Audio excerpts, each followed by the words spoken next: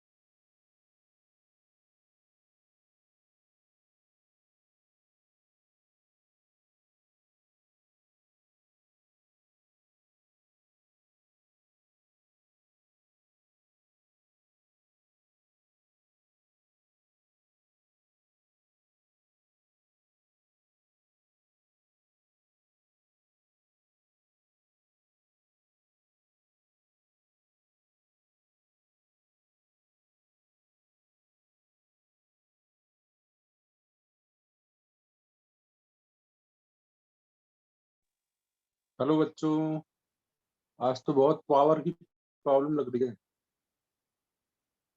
बार बार disconnect हो रहा है 2-2 मिनट पे। आवाज आ रही है सही?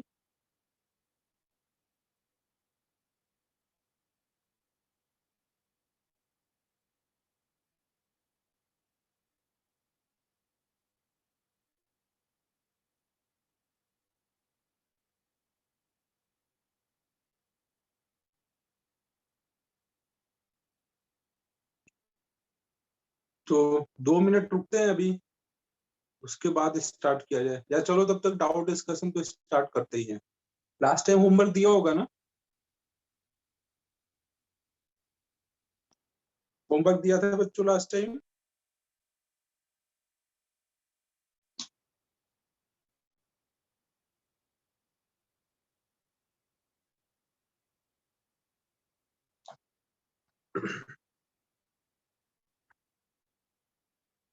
अच्छा, 1 से 15 दिया था।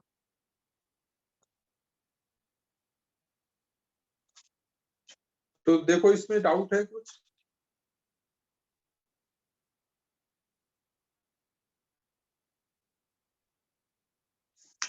थर्ड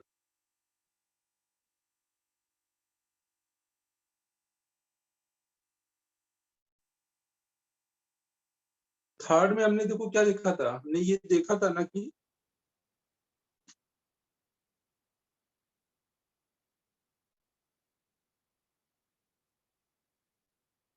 अगर कोई भी हमारे पास आर्क है तो आर्क की वजह से सेंटर पे बी निकालना है। आर की वजह से बी कितना आता था? म्यू नॉट आई अपॉन में 2r, पूरे सर्कल के वजह से बी इंटू थीटा अपॉन में 2 पाई ना, ये फॉर्मूला रहता था ना। तो क्वेश्चन नंबर 3 में थीटा कितना लोगे?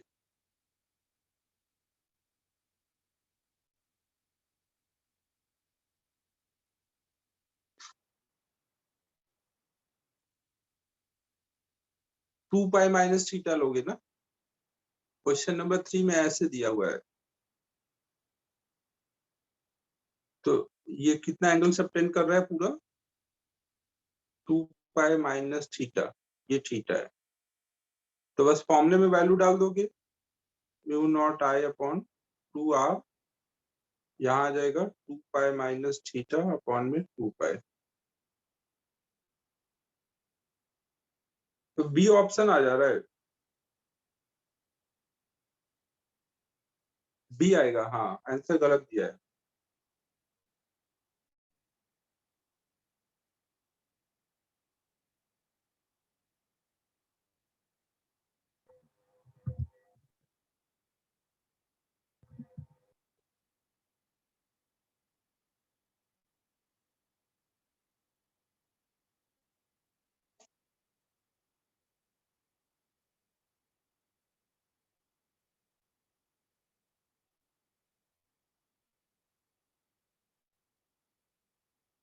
नेक्स्ट बताओ।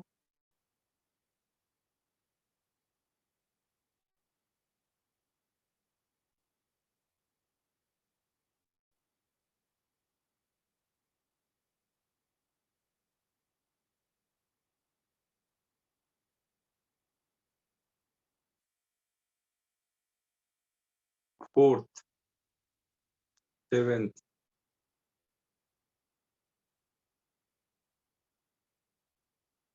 फोर्थ में देखो क्या है। A battery is connected between 2 points A and B of the circumference of a uniform conducting ring of radius r and resistance r. One of the arc AB of the ring subtend angle theta to the center. The value of magnetic field at the induction of center. तो यहाँ पे theta की कोई भी value के लिए B की value 0 आती है।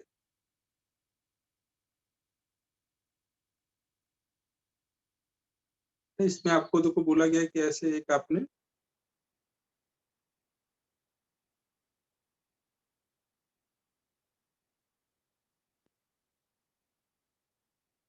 ऐसे सर्कुलर रिंग ले रखी है और इस पार्ट को आपने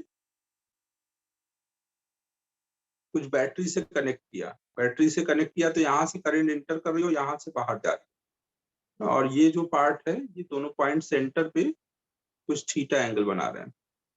तो अगर ये पॉइंट को कनेक्ट कर दोगे आप तो उससे होगा क्या कि ये एक अलग रेसिस्टेंस बन जाएगा, ये एक अलग रेसिस्टेंस बन जाएगा ना। बैटरी यहाँ पे कनेक्टेड है ना, बैटरी यहाँ कनेक्टेड है, तो ये एक अलग रेसिस्टेंस है, ये अलग, और दोनों किस में होंगे आपस में? दोनों रेसिस्टेंस बच्चों किस में होंगे? पैरेलल में होंगे ना। तो अगर यहाँ से कुछ आए करंट आएगी ना, अगर यहाँ से कुछ आए करंट आएगी तो ऊपर को मान लो I1 करंट गई, नीचे को I2 करंट गई, तो वो जो करंट होगी वो डिवाइड हो जाएगी ना।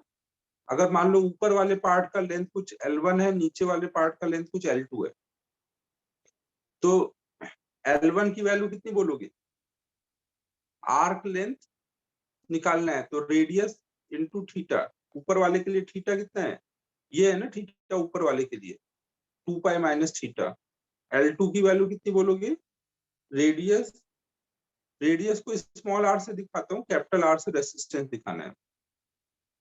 रेडियस इसका हम लोगों ने स्मॉल आर मान लिया है, तो स्मॉल आर इंटू थीटा। तो इसका मतलब उनके लेंथ का रेशियो क्या आएगा? उनके एंगल के रेशियो में आएगा।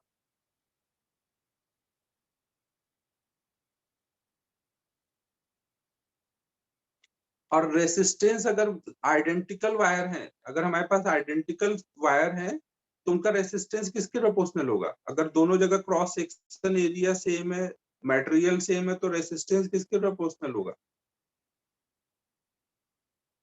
हमें पता है रेसिस्टेंस इक्वल टू होता है रो एल बाई ए ना। रो सेम है, ए सेम है, तो रेसिस्टेंस एल के प्रोपोर्शनल हुआ ना। तो अगर ऊपर वाले पार्ट का रेसिस्टेंस R1 है, नीचे वाले का R2 है, तो R1 बाय R2 बराबर होगा L1 plus L2।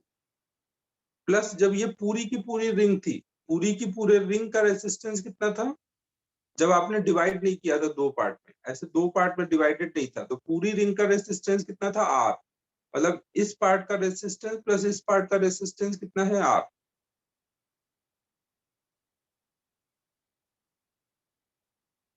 R1 plus R2 आपको R दिया है और उनके रेसिस्टेंस का रेशियो पता है आपको।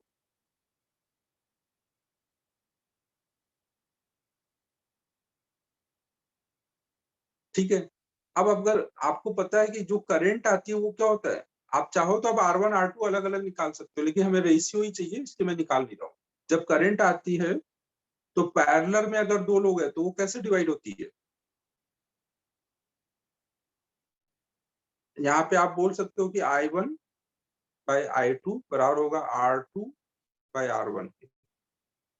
R2 मतलब थीटा और R1 मतलब 2 पाई माइनस थीटा। ऊपर से लिख दिया ना ये रेशियो, यहाँ से हमने रेशियो लिख दिया है। ठीक है बच्चों। अब आप ये देखो मैग्नेटिक फील्ड अगर आप देखो ऊपर वाले पार्ट की वजह से, अगर आप मैग्नेटिक फील्ड देखोगे इस वाले पार्ट की वजह से, तो यहाँ पे देखो मैग्नेटिक फील्ड की वैल्यू क्या होगी, B1 मान लो ऊपर वाले पार्ट की वजह से, तो B1 की वैल्यू लिखोगे म्यू नॉट आई अपॉन में I1 अपॉन में 2R, ऊपर वाले पार्ट का एंगल अपॉन में 2 पाई, और नीचे वाले पार्ट की वजह से लिखोगे तो mu naught I2 upon 2R, R मतलब रेडियस ना, थीटा अपॉन में 2 पाई। अब इन दोनों को डिवाइड कर दो, B1 बाई B2 बराबर किसके आ जाएगा, I1 by I2 into 2 pi minus theta upon में थीटा। अब यहाँ पे I1 I2 की रेशियो की वैल्यू डालो, यहाँ से देखो ये I1 I2 का रेशियो पता है आपको, ये यहाँ पे डाल दो, तो देखो इससे क्या आ रहा है,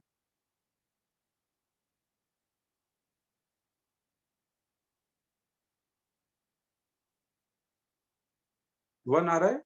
मतलब कोई भी आप थीटा ले लो, वहां पे B1 B2 थीटा पे डिपेंड नहीं कर रहा है, इक्वल आ रहा है। अब अगर दोनों B1 B2 इक्वल है और डायरेक्शन अगर अपोजिट हुआ तो B0 हो जाएगा। अब देखो क्या डायरेक्शन सेम है, जब करंट का डायरेक्शन पूरे में एक ही डायरेक्शन में ऐसे चलता रहता था तब B सबका ऐड होता था ना, ये सब तो एक ही डायरेक्शन में है तो इनका भी एक डायरेक्शन में आएगा, लेकिन इसने रिवर्स कर दिया डायरेक्शन ना, ऐसे सेंस में नहीं है, तो अब इसका डायरेक्शन भी रिवर्स हो जाएगा। करके देखो, आप कोई भी करंट कैरिंग आर्क की वजह से कैसे निकालते थे, करंट के डायरेक्शन में करते थे तो थंब बताता था ना। तो राइट हैंड से बच्चों सभी लोग ऐसे फिंगर को कर्ल करो, राइट हैंड से देखो ऐसे फिंगर को कर्ल कर रहे होगे तो थंब अंदर को जा रहा होगा ऊपर वाले पार्ट की वजह से, ऐसे कर्ल करो करंट के डायरेक्शन में तो इनटू द प्लेन। तो B1 वाला जो है वो इनटू द प्लेन आया ना, यहाँ पे बात हो रही है अंदर के साइड में। और B2 की वजह से देखो, B2 की वजह से करंट ऐसे जा रही है, नीचे वाले पार्ट की वजह से देखोगे तो ऐसे कर्ल करो इस डायरेक्शन में ना, ऐसे करोगे तो ऊपर को आ रही होगी। तो यहाँ पर B2 का जो होगा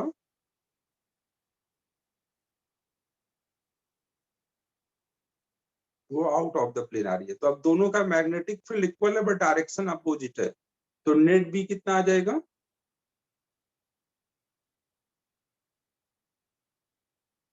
समझ आ रहा है बच्चों, नेट अगर हम निकालने जाएंगे तो दोनों का अपोजिट में है ना, तो 0 हो जाएगा। फोर्थ समझ आया सभी को।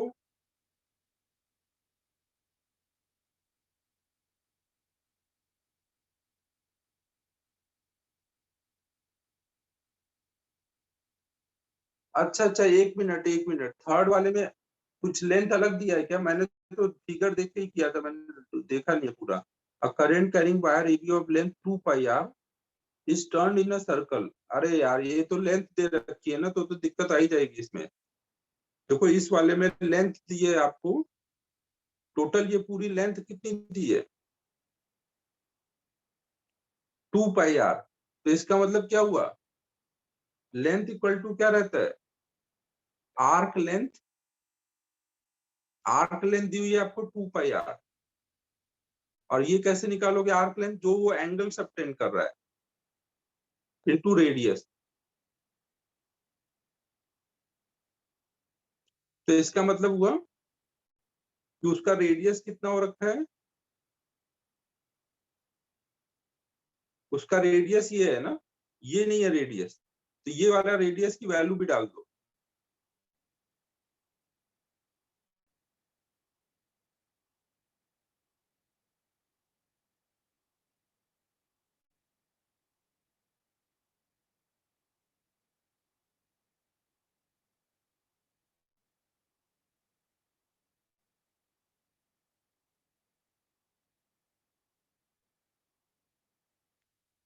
तो इससे ये स्क्वायर का टर्म बन रहा है, मतलब एक फर्स्ट ए ही हो पाएगा, ए ऑप्शन ही हो पाएगा इसके तो।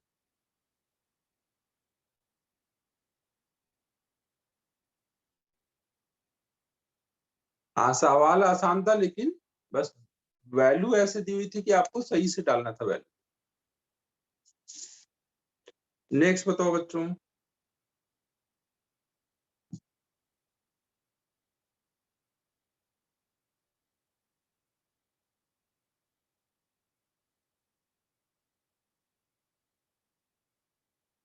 अबे ध्रुविल, क्वेश्चन तुझे समझ आया कि नहीं? उसने क्वेश्चन में इतने पार्ट की लेंथ 2 पाई आर दे दी थी, पूरा का होता है ना 2 पाई आर, तो उसने इतने को ही 2 पाई आर बना दिया और आर चेंज कर दिया।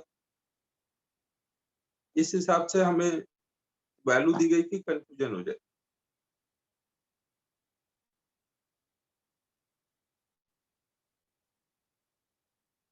सेवेंथ देखो,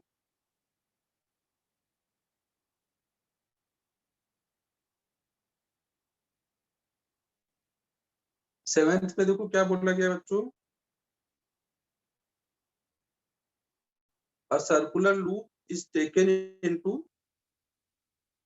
in that vertical plane which contains north south direction ना। अब देखो यहाँ पर एक हम कोई प्लेन बना लेते हैं, ये की चीजें हैं तो थोड़ा ध्यान से समझना।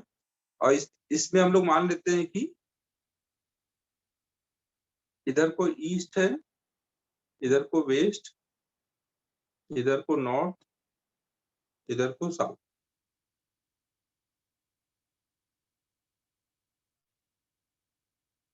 अब देखो आपको एक सर्कुलर लूप दिया गया है कि जो नॉर्थ साउथ डायरेक्शन में, मतलब कुछ ऐसा है। समझ आ पा रहा है? जितना मेरे अंदर आर्ट वाला टैलेंट है मैं सब लगा दे रहा हूँ कि 3D वाली चीजें आपको समझ आ जाए। तो अब देखो क्या है, it carries current that is towards south eight top most point. और इसमें जो करंट है वो टॉप मोस्ट पॉइंट पे साउथ की तरफ है, मतलब ऐसे है। समझ आ रहा है ना? इधर को करंट है तो ये साउथ वाले डायरेक्शन में।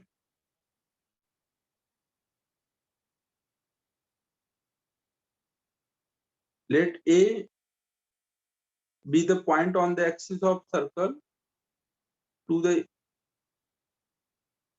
East of it and B with the point of it, ठीक है। और इसके एक्सिस पे ना, इधर को ये एक्सिस जो ईस्ट की तरफ जा रहा है, यहाँ पे हमने कोई एक पॉइंट ले लिया है ए, और वेस्ट की तरफ जो अपना जा रहा है उधर एक पॉइंट ले लिया है B. Magnetic field due to loop. तो अब लूप की वजह से मैग्नेटिक फील्ड किधर होगा? तो अब आपको पता है कि करंट पता है, तो करंट के डायरेक्शन में आप ऐसे फिंगर कर्ल करोगे तो थंब बताएगा ना बी का डायरेक्शन। समझ आ रहा है बच्चों? तो यहाँ पे क्या होगा, आप अगर ऐसे कर्ल करोगे करंट के डायरेक्शन में तो थंब इधर जा रहा होगा ना। थंब अगर इधर जा रहा है इसका मतलब क्या हुआ कि बी यहाँ पर इस डायरेक्शन में है। अब अगर बी इधर ऐसे है तो मतलब इधर से आ रहा होगा बी ना। तो यहाँ पे हर पॉइंट पर बी ऐसे होगा, ईस्ट डायरेक्शन में ना। तो east towards east at both A and B. समझ आया सभी को बच्चों?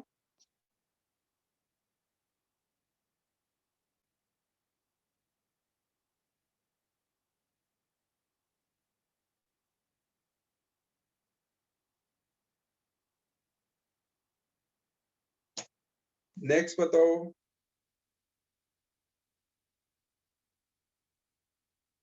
Fifth, ninth.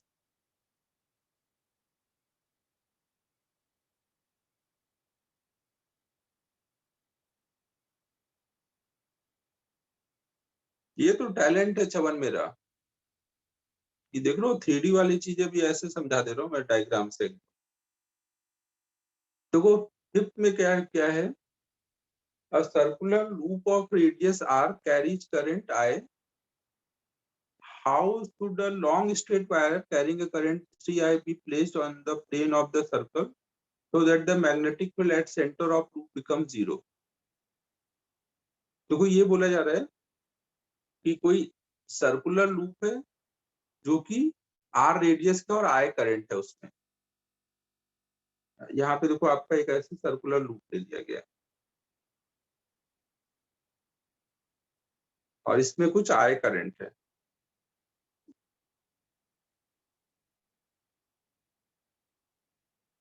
तो अभी इसके सेंटर पे मैग्नेटिक फील्ड आएगा और वो किधर को आएगा, मान लो अगर हमने करंट ऐसे लिया है कुछ, तो करंट के डायरेक्शन में बच्चों ऐसे फिंगर कर्ल करो सभी लोग, है ना, ऐसे।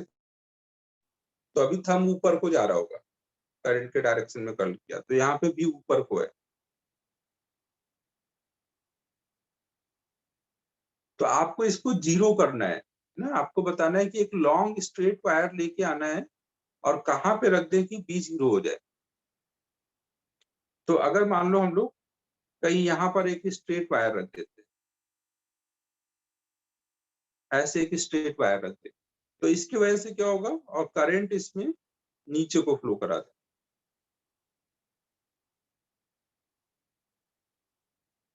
कुछ 3 आए। अगर नीचे को 3 आए करंट फ्लो कराओगे तो अब करंट देखो नीचे को जा रहा है, तो फिंगर कर्ल करोगे अब करंट के डायरेक्शन में रख के। स्ट्रेट वायर की वजह से कैसे निकालते थे, थंब पहले ही रख देते थे करंट के डायरेक्शन में, और वहां फिंगर बताता था बी का डायरेक्शन।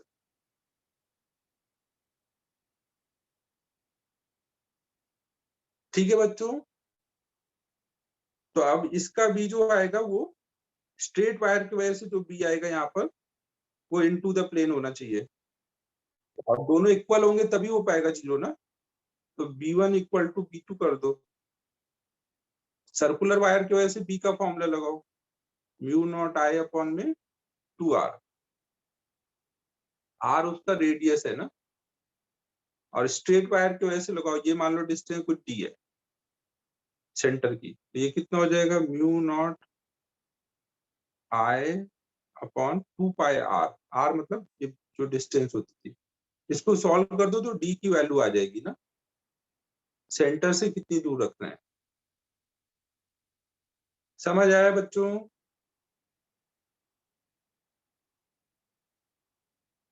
फिर नेक्स्ट कौन सा था, 9th।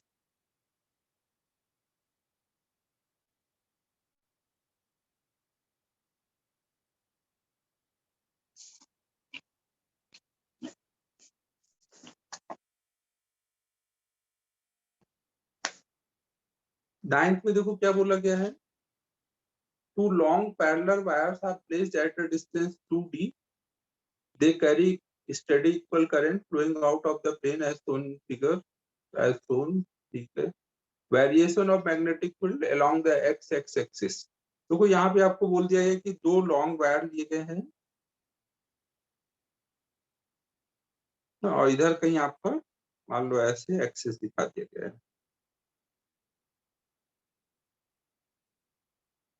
ये एक्स एक्सिस दिखाया गया है ना, दोनों में current out of the plane है। तो अब बी की वैल्यू निकालोगे, तो अगर आप कोई वायर के एकदम क्लोज पहुंच जाओगे तो वहां बी किसका ज्यादा इफेक्टिव होगा, दोनों में कंपेयर करोगे तो अगर इसके क्लोज हो, आर अगर टेंडिंग टू जीरो हो जाएगा तो बी टेंडिंग टू इनफाइनाइट हो जाएगा ना।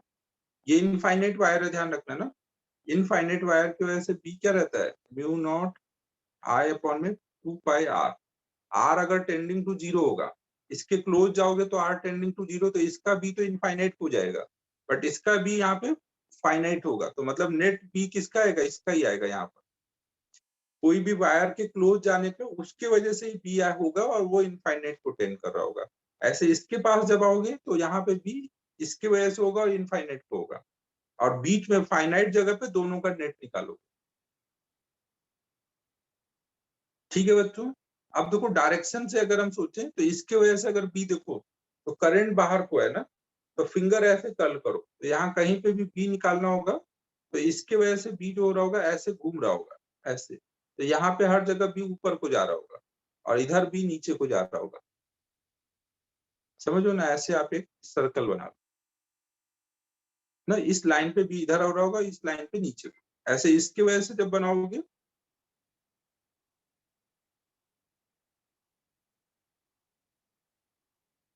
ठीक है बच्चों, तो बीच में देख लो इसका भी ऊपर होगा और इसका भी नीचे होगा, तो बीच में वो लोग कैंसिल हो रहे होंगे।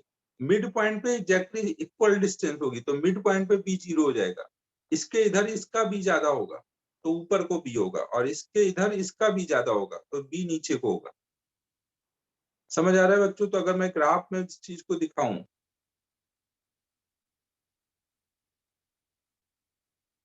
ये मान लो जहां पे वायर रखा है। और मान लो ऊपर वाले को प्लस में दिखाता हूँ, ऊपर वाला बी है, तो एकदम इसके क्लोज जाओगे तो बी कहाँ होगा, एकदम इसके क्लोज यहाँ पर हो तो बी ऊपर को इनफाइनाइट होगा, मतलब ऊपर को इनफाइनाइट। और एकदम इसके क्लोज आओगे तो बी नीचे को इनफाइनाइट, तो ऊपर से इनफाइनाइट से नीचे को इनफाइनाइट आना है और बीच में जीरो हो जाना है, तो ऐसा कुछ बी बन जाएगा।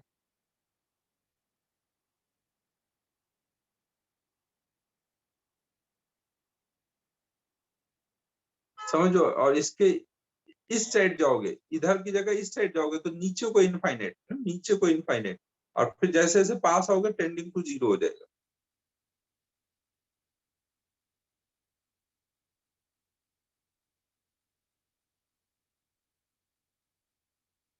इसके इस साइड रहोगे तो ऊपर को इनफाइनाइट, और दूर जाने पर फिर धीमे धीमे जीरो हो जाएगा।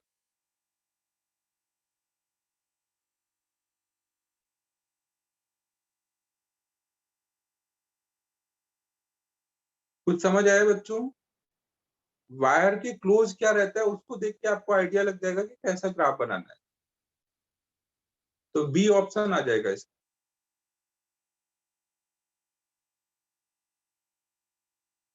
वायर के एकदम क्लोज चले जाओ, इस साइड तो किधर को इनफाइनाइट जा रहा है वो सब देख के आपको आराम से आइडिया लग जाएगा कैसा ग्राफ बनो।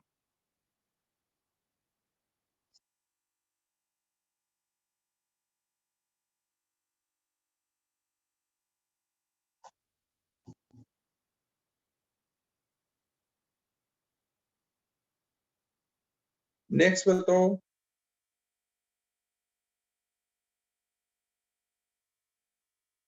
15th में बी क्यों नहीं होगा?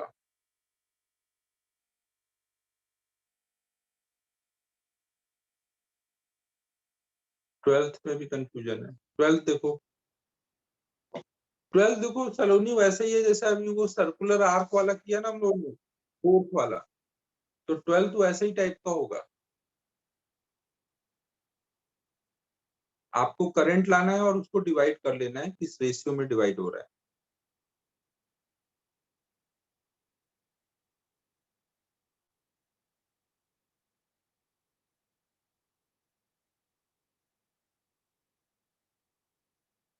देखो 12th में क्या क्या डायग्राम दिया हुआ है,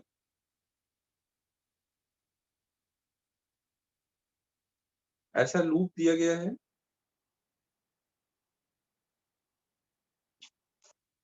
और इसमें बोला गया है कि पहले केस में कि अगर करंट ऐसे आ रही है और फिर ऐसे जा रही है तो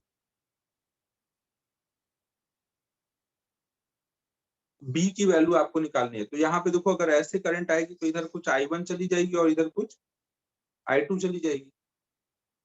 इधर जो करंट जाएगी, अगर इस पूरे पार्ट का लेंथ देखो, इस पूरे पार्ट का लेंथ मान लो L1 है और इधर का लेंथ क्या है L2, नहीं इस पूरे पार्ट का लेंथ कितना हो जाएगा 3L हो जाएगा ना, 3L को हम लोग L1 बोल रहे हैं। तो करंट जो होगा वो उनके रेसिस्टेंस के रेशियो में डिवाइड होता है और रेसिस्टेंस उनके लेंथ के रेशियो में डिवाइड होते हैं।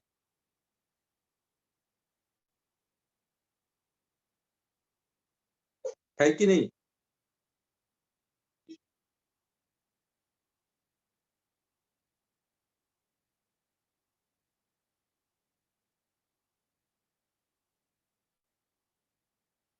और देखो कोई भी एक पार्ट का मैग्नेटिक फील्ड, इसमें करंट का डायरेक्शन रिवर्स नहीं हो रहा है ना, ऐसे चलता जा रहा है, तो इसका मैग्नेटिक फील्ड ऐड होगा, लेकिन यहाँ पे ऐसे जाता तो ऐड होता, लेकिन ऐसे आ रहा है करंट तो इसका अब ऐड नहीं होगा, इसका सब्ट्रैक्ट होगा। समझ आ रहा है बच्चों? मैं यहाँ पे इसका रेशियो ले लेता हूँ ना, ये L1 कितना बोलूंगा 3L, अगर ये लेंथ मान लो L है, L2 कितना बोलूंगा कुछ L, तो ये कितना आ जाएगा 3L अपॉन में, ये यहाँ पे उल्टा हो गया, रेसिस्टेंस के इनवर्स रेशियो में रहता है ना, करंट पैरेलल में रेसिस्टेंस के इनवर्स रेशियो में रहता है, और resistance directly proportional to length होता है।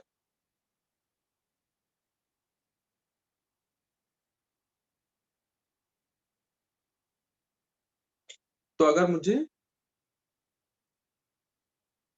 अब देखो यहाँ पे एक फाइनाइट वायर की वजह से अगर आपको बी निकालना रहे, एक फाइनाइट वायर का बी किस पे डिपेंड करेगा, उसमें कितनी करंट है, बाकी सब कुछ प्रोपोर्शनल है।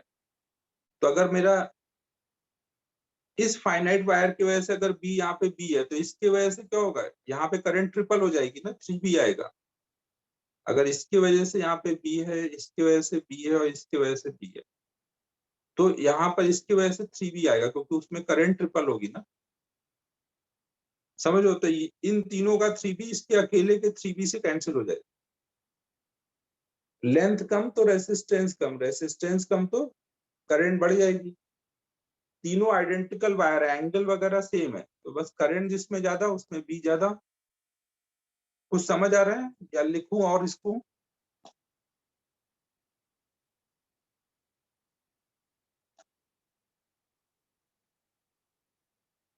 ये वाला पार्ट तो ऐसे आ रहा है, ये ऐसे अगर आएगा तो ये करंट के डायरेक्शन में पॉइंट है, इसकी वजह से बी नहीं है, इसकी वजह से बी नहीं है, और इनका कैंसिल हो गया।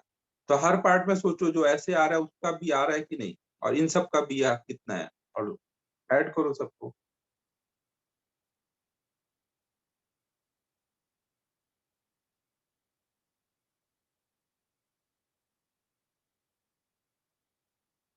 फिफ्टींथ देखते हैं।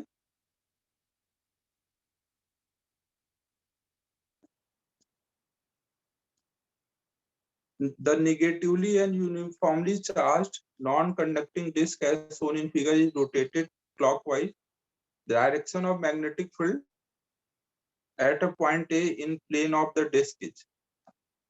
आपको देखो एक डिस्क दिया गया है और वो रोटेट किया जा रहा है,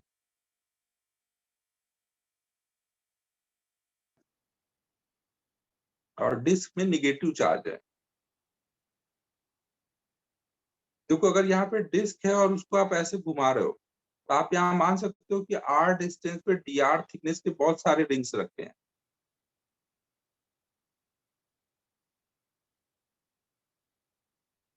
यहाँ पे ऐसे r डिस्टेंस पे dr थिकनेस के बहुत सारे रिंग्स है। अब अगर ये क्लॉकवाइज घूमेगा तो निगेटिव चार्ज यहाँ पे किधर को जा रहा है, क्लॉकवाइज, तो करंट किधर को फ्लो हो रही होगी यहाँ पे। आप मान सकते हो यहाँ पे बहुत सारे ऐसे रिंग्स रखे हुए हैं, और हर एक रिंग में क्लॉकवाइज ऐसे एंटी क्लॉकवाइज करंट फ्लो हो रही है। ये समझ आ रहा है बच्चों?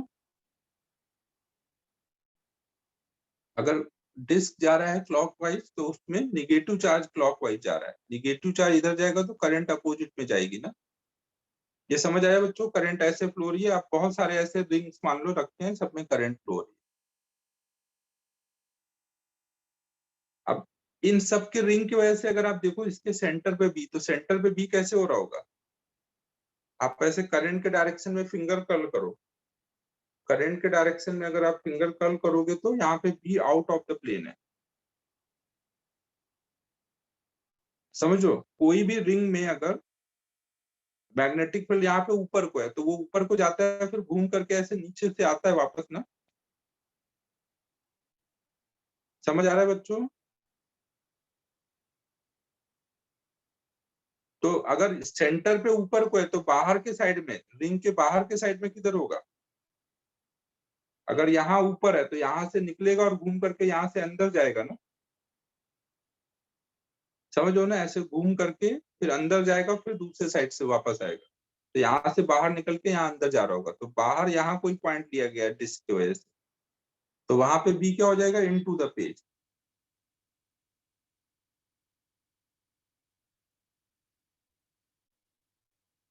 समझ आया बच्चों सभी को?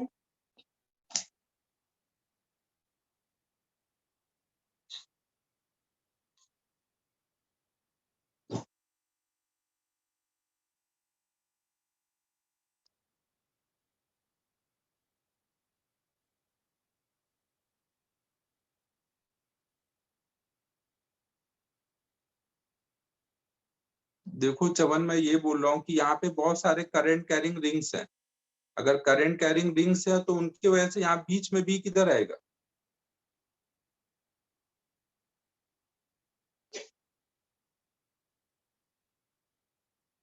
Out of the plane. अब एक रिंग का सोचो ऐसे कि एक रिंग अगर ऐसे रखी होती और उसका बी ऊपर को जा रहा है, तो ऊपर को बी जाता है तो लूप बनाता है ना, ऊपर को जाएगा तो घूम के आना भी तो पड़ेगा। तो इसका मतलब ये जो लूप वाला प्लेन है, ये रिंग वाला प्लेन है, उसमें यहाँ अगर ऊपर है तो बाहर के साइड में यहाँ कैसा दिख रहा है, अंदर को। समझो ना, ये रिंग है, यहाँ पे सेंटर से अगर ऊपर को जा रहा है तो घूम करके यहाँ पे अंदर को जाएगा ना, यहाँ रिंग के प्लेन में, यहाँ अंदर को सब तरफ से ऐसे घूम के यहाँ अंदर को जा रहा होगा, यहाँ से ऐसे जाके ऐसे अंदर को जा रहा होगा, हर तरफ से ऐसे सर्कुलर लूप बन रहे होंगे ना।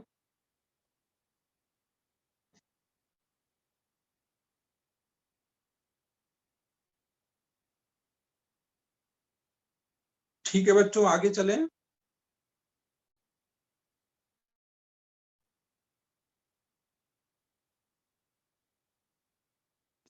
तो अब हम लोग आगे पढ़ते हैं। तो इस पूरे चैप्टर में हमें दो पार्ट में पढ़ना है ना, मैग्नेटिक फील्ड को हमें दो पार्ट में पढ़ना है। पहला पार्ट क्या था कि करंट की वजह से कैसे बी आता है वो निकालना सीखना। फिर दूसरा पार्ट कि अगर कहीं करंट है, कुछ भी करंट कैरिंग वायर है, चार्ज है, तो चार्ज पे फोर्स कितना लगता है बी की वजह से, कोई बाहर से अगर बी है तो फोर्स निकालना है। तो अभी हम पहला पार्ट पढ़ रहे थे ना, तो हमने डिफरेंट डिफरेंट कॉम्बिनेशन के वजह से बी निकालना सीखा। अब इसमें हम लोगों को एक लास्ट पार्ट और पढ़ना है, एम्पियर्स लॉ।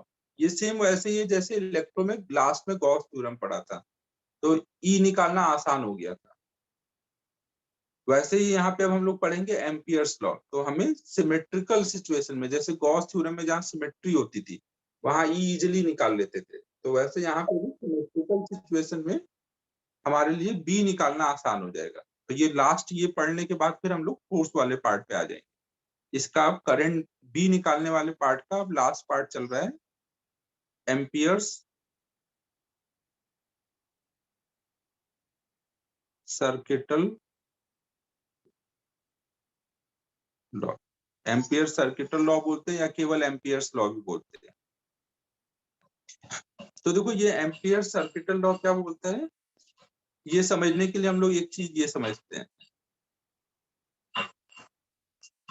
या डायरेक्ट लॉ ही देखते हैं फिर इसको समझेंगे। एम्पियर सर्किटल लॉ देखो क्या बोलता है कि अगर हम कहीं पे भी लाइन इंटीग्रेशन निकालें ना, मैग्नेटिक फील्ड के लिए अगर आप कहीं पे लाइन इंटीग्रेशन करते हो क्लोज लूप के लिए ना, मान लो एक कोई क्लोज लूप है और यहाँ पे मैग्नेटिक फील्ड ऐसे जा रहा है, तो आपने हर पॉइंट पे इस लूप के लिए बी डॉट डीएल किया। एक मिनट, इसको अभी समझाता हूँ, थोड़ी देर पेशेंस रखना ना, अभी समझ आ जाएगा ना, जल्दीबाजी नहीं करना। कोई भी क्लोज ग्रुप के लूप के लिए अगर हम लाइन इंटीग्रेशन करें तो इसकी वैल्यू आती है mu naught times net current enclosed. अब इस चीज को मतलब समझो क्या है। जैसे एक एग्जांपल देखो, सपोज आपके पास एक इनफाइनाइट करंट है आई ना, एक आपके पास out of the plane current आ रही है और इसके वजह से आपको पता है यहाँ पे हर जगह ऐसे बी होगा। अब मैं अगर यहाँ पे एक आर रेडियस का सर्कुलर लूप ले लूं ना, अगर मैं आर रेडियस का यहाँ पे एक ऐसे सर्कुलर लूप ले लूं, तो इस लूप के हर पॉइंट पे बी ऐसे जा रहा होगा ना, यहाँ पे पूरे में क्या है, बी है ना। इसको अच्छे से बना दो।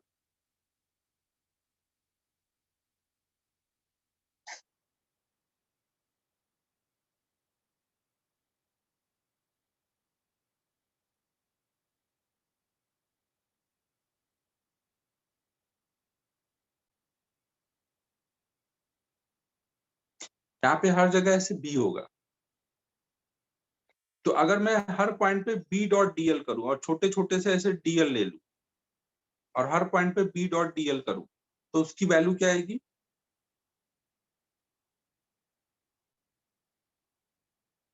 बी की वैल्यू कितनी है, म्यू नॉट आई अपॉन में 2r है इंटू डीएल। और ये मैं पूरे क्लोज लूप के लिए इस चीज को इंटीग्रेट करूंगा ना, पूरे क्लोज लूप के लिए डीएल अपॉन में आर को आप क्या बोल सकते हो,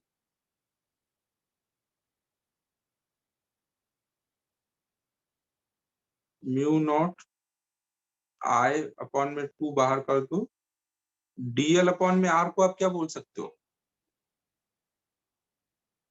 कोई भी एक छोटा सा डीएल, ये सेंटर पे जो एंगल सबटेंड करेगा ना, अगर आपने एक छोटा सा कोई डीएल लिया है तो ये सेंटर पे कितना एंगल सबटेंड कर रहा है वो वैल्यू हो जाएगी।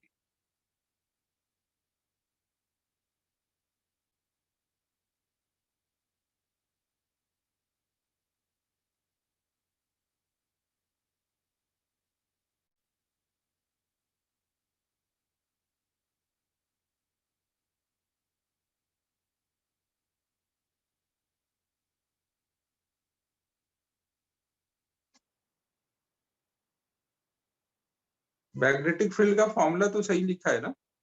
अच्छा, ये स्ट्रेट वायर की वजह से लिखना था, ये स्ट्रेट वायर की वजह से बी लिखा है ना। स्ट्रेट वायर की वजह से बी का फॉर्मूला क्या होता है, mu not I upon 2 pi R. यहाँ पे फॉर्मूला यार गलत लिख दिया है, ये स्ट्रेट वायर का फॉर्मूला लगाना है ना, लूप का थोड़ी लगाना है यहाँ पे।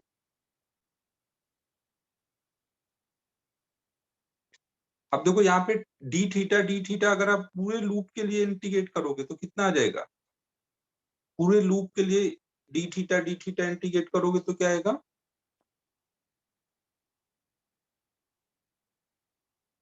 बताओ बच्चों, पूरे लूप के लिए क्या आ जाएगा, ये 2 पाई। तो ये कट गया, तो ये आ गया mu naught times net current enclose. अभी देख लो इसमें कितनी करंट थी, यहाँ पे कितनी करंट है, केवल आई है ना, तो क्या आया है, म्यू नॉट टाइम्स आई। तो इसी चीज को यहाँ पे ये बताया गया है कि कोई भी क्लोज लूप के लिए जब हम बी डॉट डीएल करते हैं तो वो बराबर आएगा म्यू नॉट टाइम्स उसके अंदर नेट करंट कितनी है। अब नेट करंट का क्या सेंस है वो अभी मैं समझाऊंगा ना।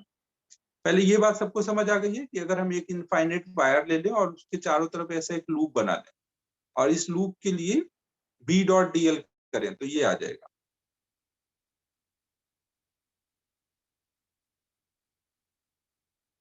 ठीक है,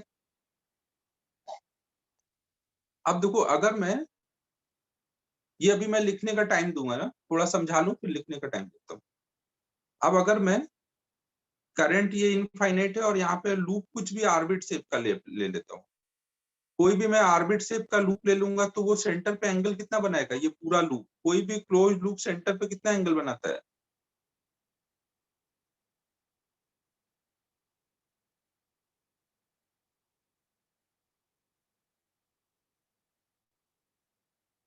टू पाई एंगल बनाता है ना।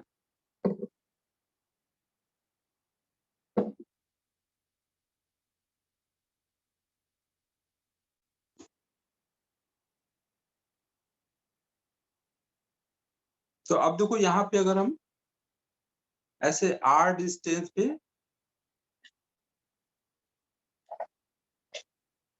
कहीं पे भी हम ऐसे ले,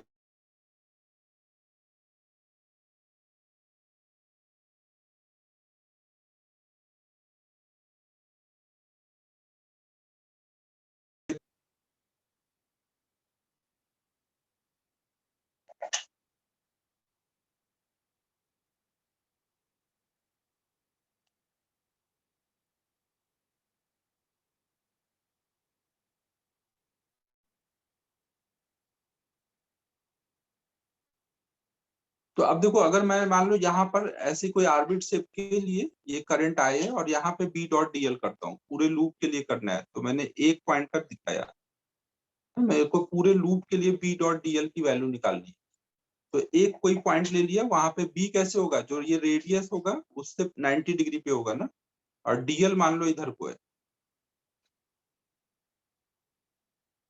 ठीक है बच्चों, तो आप देखो क्या बोलोगे इसको, यहाँ पे जो भी बी की वैल्यू आएगी, बी की वैल्यू कितनी आ जाएगी, म्यू नॉट आई अपॉन में 2 पाई आर, अगर आर यहाँ की डिस्टेंस है, बी डॉट डीएल है ना, तो इंटू डीएल इंटू इनके बीच के एंगल का कॉस। सही बात है बच्चों ये।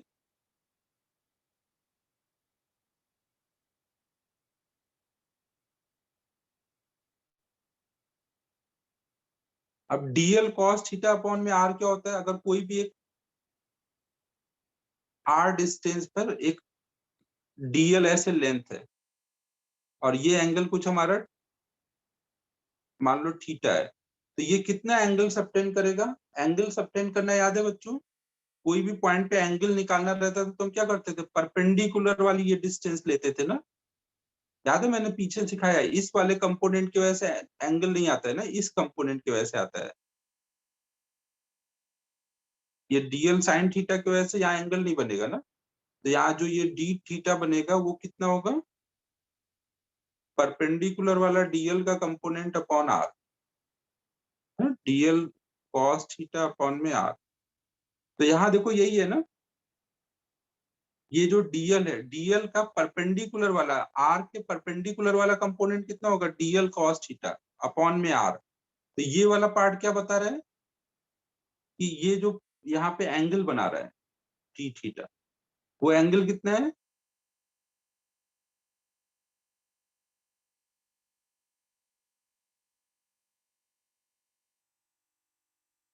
ऐसे लिख सकता हूं मैं इसको, DL cos theta upon R को मैं डी थीटा लिख सकता हूँ, क्योंकि डीएल कॉस थीटा मतलब इधर परपेंडिकुलर वाला, आर के परपेंडिकुलर वाला डीएल का कंपोनेंट है, अपॉन में आर है।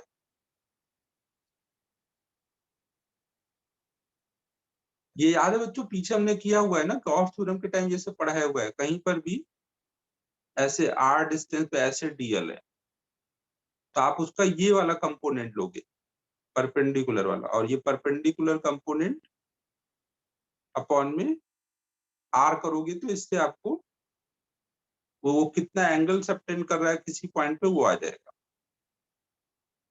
और अगर आप पूरे क्लोज लूप के लिए देख रहे हो, पूरे क्लोज लूप के लिए देखोगे तो क्या हो जाएगा? इस पूरे डी थीटा का सम क्या हो जाएगा? पूरे क्लोज लूप के लिए 2 पाई हो जाएगा।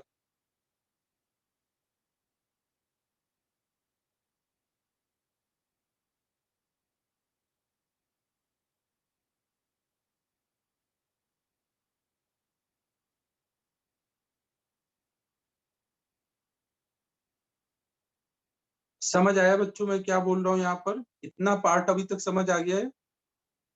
अब ये नोट कर लो, फिर इसको और समझाता हूँ। यहाँ से नोट करना शुरू करो। थोड़ा टाइम लगेगा, पेशेंस रखना, अभी थोड़ी देर में सारी बातें समझ आ जाएंगी।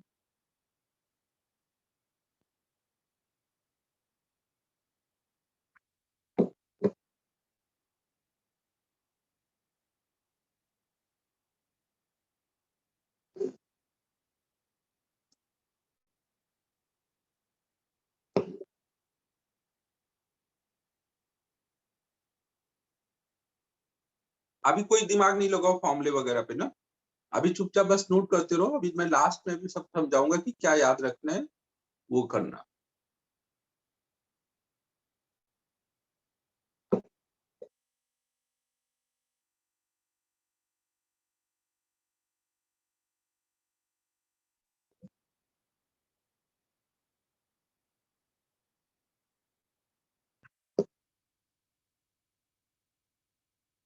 हाँ, एक चीज और बताना रह गया, ये अभी कुछ यूनिट टेस्ट का चक्कर पड़ रहा है, तो एक साथ ज्यादा बच्चे बुला नहीं पाएंगे, तो अभी थोड़े थोड़े बच्चे यूनिट टेस्ट के लिए बुलाना रहेगा। तो अभी इसमें करीब 20-25 दिन जाएंगे। तब तक सब लोग जिनका भी पेंडिंग वर्क है वो कंप्लीट कर लो ना, इसके बाद से मैं बुलाना स्टार्ट करूंगा चेकिंग के लिए। तो टाइम थोड़ा आपको मिल गया है तो अच्छा ही है, आप तब तक कंप्लीट कर डालो। और बीच में यूनिट टेस्ट अभी होगा। हाँ, कॉलेज वाला यूनिट टेस्ट है।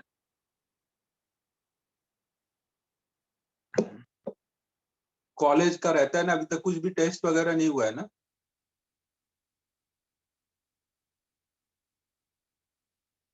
अबे चमन, ये यहाँ पे स्ट्रेट वायर की वजह से बी लिखा है, स्ट्रेट वायर की वजह से आर डिस्टेंस पे बी लिखा है।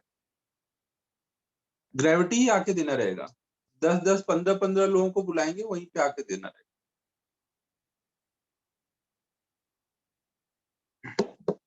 बताता हूँ, 1-2 दिन में उसका प्लान और सिलेबस सब मिल जाएगा।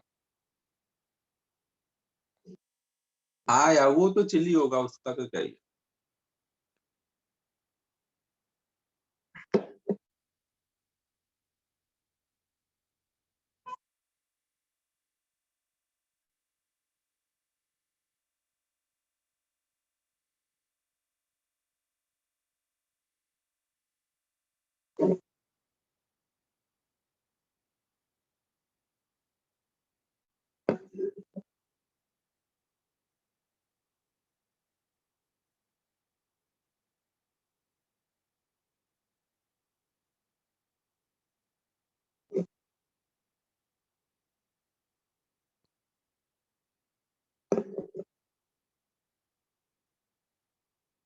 यहाँ पे ध्यान रखना डॉट प्रोडक्ट है ना, बी डॉट डीएल लगा है, तो इसलिए जब डॉट प्रोडक्ट हटाया तो बी का मैग्नीट्यूड डीएल का मैग्नीट्यूड बीच के एंगल का कॉस थीटा ये आ गया है ना।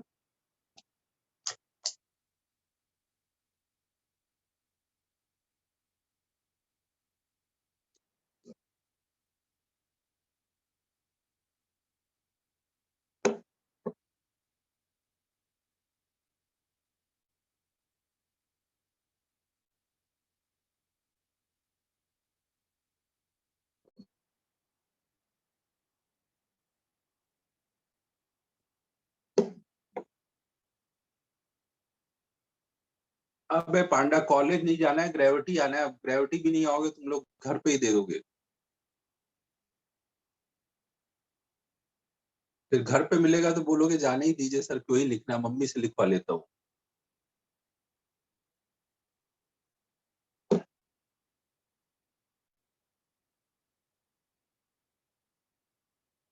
वही तो, हर बार एक नेक्स्ट लेवल का चिल मिलेगा, फिर कहीं तो रुकना ही पड़ेगा।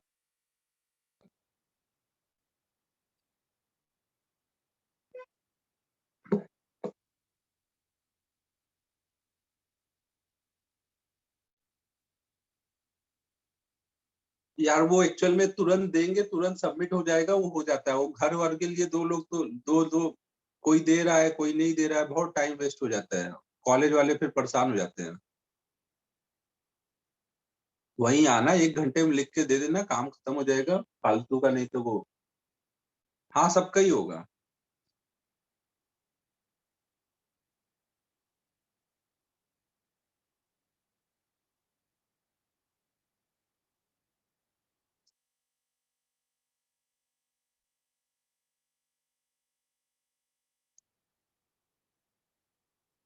कॉलेज क्या, ग्रेविटी नहीं देख पाए तुम लोग सही से कॉलेज का, तो क्या ही बोले।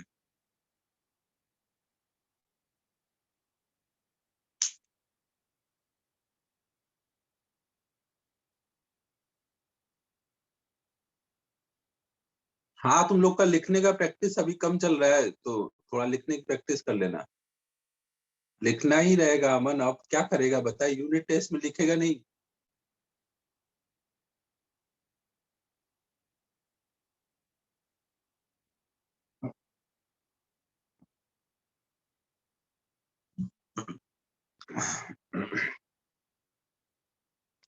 चिल मतलब टेम्परेचर थोड़ा कम रहेगा वहां का, बाकी चिल रहेगा सब कुछ।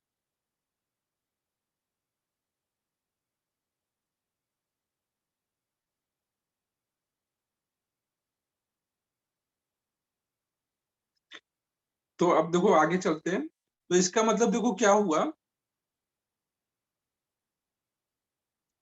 कि जब भी हम लोग कोई भी ऐसा ऑर्बिट शेप का लूप लेते हैं और इसमें कहीं पे भी करंट है, तो इस करंट की वजह से यहाँ पे जब हम लाइन इंटीग्रेशन करेंगे ना, तो उसकी वैल्यू कुछ ऐसी आ जा रही है।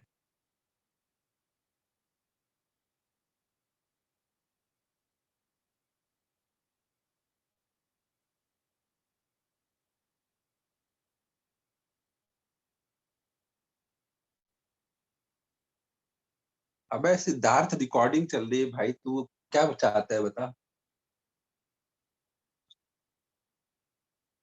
तो बच्चों देखो ये,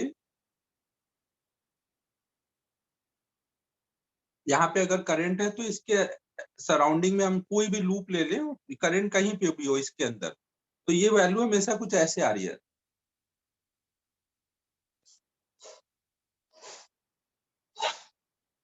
अबे पांडा, बोल तो तू ऐसे रहा है कि बोर्ड की क्लास लगी होती तो तू पता नहीं कितना क्लासेस अटेंड किया होता और उसके बाद ही करता तू।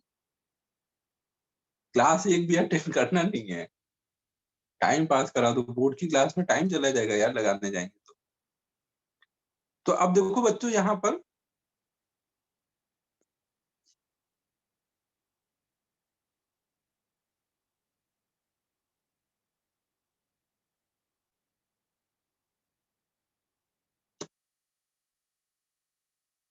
अब चवन कब लिखोगे, जल्दी लिखो भाई।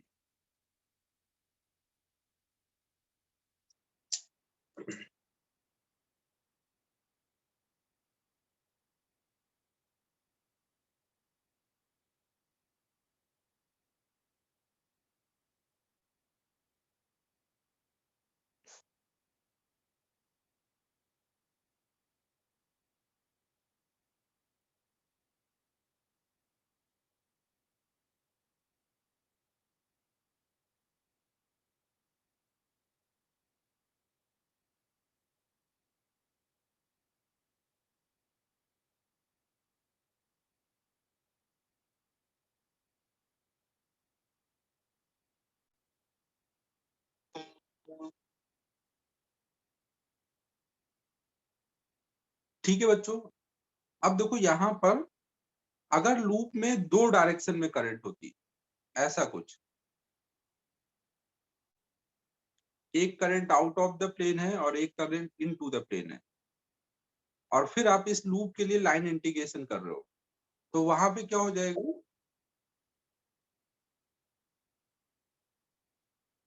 इंटीग्रल बी डॉट डीएल जब लूप के लिए निकालोगे, यहाँ पे देखो सर्कल बना है ना, इसको, इसका मतलब है कि क्लोज लूप के लिए निकालना है ना। लूप ऐसे बीच से कहीं से कटा हुआ नहीं होना चाहिए, खाली नहीं होना चाहिए ना, पूरा क्लोज लूप होना चाहिए ना, पूरे लूप के लिए निकालना है। तो इस बार देखो यहाँ पे क्या होगा, म्यू नॉट इंटू ये I1 I2 दो करंट है और डायरेक्शन अलग अलग है, तो अब दोनों को तो प्लस नहीं लिख सकते, दोनों को माइनस नहीं लिख सकते, हमें देखना पड़ेगा कि कौन सा यहाँ प्लस होगा और कौन सा यहाँ माइनस होगा। तो आप करंट का डायरेक्शन कैसे डिसाइड करोगे, तो अगर आपने यहाँ पे डीएल ऐसे लिया है, डीएल आप किधर भी ले सकते हो, आपकी मर्जी है, आपने अगर डीएल ऐसे लिया है, ऐसे डीएल डीएल लिया है ना, अगर आपने डीएल ऐसे लिया है तो डीएल के डायरेक्शन में अपनी फिंगर्स को कर्ल करो ना, डीएल के डायरेक्शन में अपनी फिंगर को कर्ल करो, तो थंब पॉजिटिव करंट का डायरेक्शन बताएगा। तो अभी देख लो थंब बाहर को आ रहा है ना, अगर हम डीएल के डायरेक्शन में कर्ल करें, ऐसे अपने फिंगर को कर्ल करो, डीएल ऐसे जा रहा है ना, तो ऐसे फिंगर को कर्ल करोगे तो थंब ऊपर को आ रहा है, तो जो करंट ऊपर को होगी वो प्लस में लिखोगे, जो करंट अंदर को होगी वो माइनस। समझो बच्चों मैं क्या बोल रहा हूँ, तो यहाँ पे आप लिखोगे, हाँ जिधर को भी ले सकते हो, उससे कोई फर्क नहीं पड़ेगा, आप अगर अपोजिट में भी ले लोगे तो उससे कोई फर्क नहीं पड़ेगा।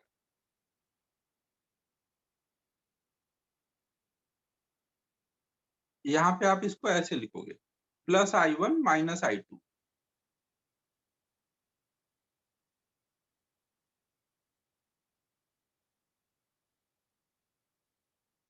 तो डायरेक्शन ऑफ करंट कैसे डिसाइड होगा,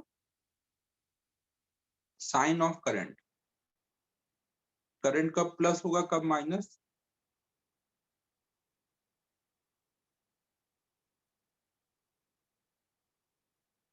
तो उसके लिए हमें क्या लगाना है, राइट हैंड थंब रूल। यहाँ सब जगह राइट हैंड थंब रूल ही हो रहा है। राइट हैंड थंब रूल में क्या है, curl right hand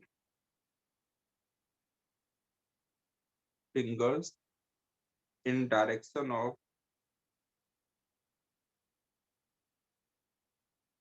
DL, then thumb will give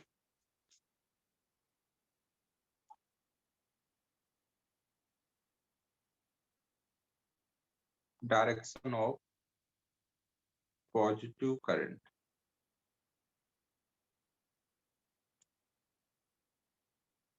ठीक है बच्चों, तो इसीलिए देखो हम इसको ऐसे लिखते हैं, जो एम्पियर्स लॉ है वो क्या, integral B dot DL equal to mu not into I net. I net का मतलब है जितनी भी करंट है उनको साइन के साथ यहाँ पे डालना रहेगा। अब आपको एक ये कंफ्यूजन आएगा कि मैं अगर डीएल अपोजिट में ले लूं, किधर भी ले लूं, तो क्या हर बार सही आएगा, तो मैं अभी एक एग्जांपल करके दिखाता हूं कि किधर भी लो रिजल्ट सेम रहेगा। तो पहले ये स्टेटमेंट लिख लेते हैं एम्पियर्स लॉ का ना। स्टेटमेंट क्या है, लाइन इंटीग्रेशन ना, बी डॉट डीएल को हम क्या बोलते हैं, लाइन इंटीग्रेशन। पीछे देखो इलेक्ट्रिक फील्ड में ई डॉट डीए करते थे, फील्ड को एरिया से के साथ डॉट प्रोडक्ट करके इंटीग्रेट करते थे। जब एरिया के साथ करते हैं तो उसको बोलते हैं सरफेस इंटीग्रेशन, और लेंथ के साथ करते हैं तो उसको बोलते हैं लाइन इंटीग्रेशन। तो यहाँ पे क्या है, लाइन इंटीग्रेशन है, line integration of B for any closed loop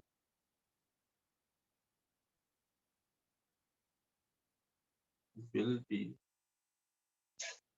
equal to mu naught times, mu naught मतलब जो भी वहां पे मीडियम है ना, फ्री स्पेस लेके अभी हम लोग कर रहे हैं। म्यू के बारे में ज्यादा डिटेल परमानेंट मैग्नेट में सिखाया जाएगा, तब तक हम लोग हर जगह फ्री स्पेस लेके कर रहे हैं। Will be equal to mu naught times net current enclosed by loop. तो ये सब नोट करो। अब फिर इसको मैं थोड़ा और समझाता हूँ कि कैसे अलग अलग डायरेक्शन लेने से कोई फर्क नहीं पड़ेगा। यहाँ पे कई सारे छोटे छोटे पॉइंट है ना, इसलिए धीमे धीमे सब लिखते रहो, सारे पॉइंट कवर हो जाएंगे, फिर समझ आ जाएगा।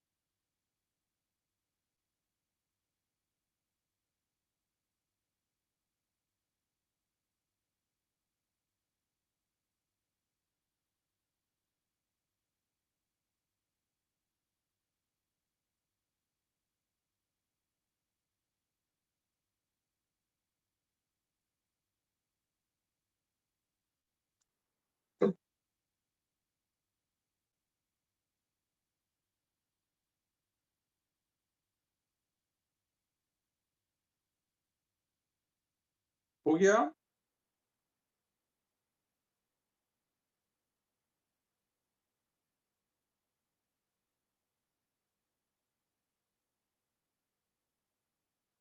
ऊपर का सब लिखवा लिया था ना, ऊपर का सब लिखने का टाइम दे दिया था ना।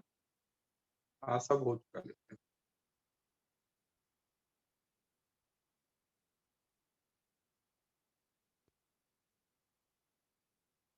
तो अब देखो इसको हम लोग एग्जाम्पल लेके समझते हैं। जैसे अभी हमने ये देखा कि एक हमने करंट ऐसे लिया out of the plane, infinite current out of the plane है, और यहाँ पे हमने एक ऐसा सर्कुलर लूप लिया।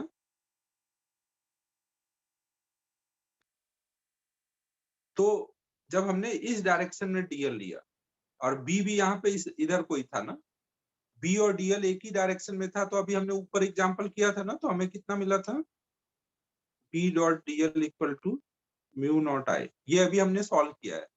अब मैं डीएल को यहाँ पे अपोजिट में लेता हूँ और देखता हूँ कि क्या इससे रिजल्ट में कोई चेंज आएगा। समझो बच्चों मैं क्या बोल रहा हूँ।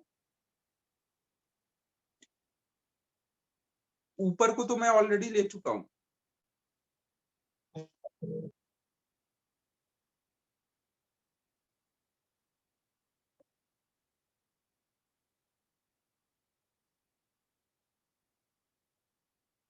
करंट हमने फिर से आउट ऑफ द प्लेन लिया है, लेकिन इस बार डीएल मैं इधर को ले रहा हूँ और बी यहाँ पे इधर को है।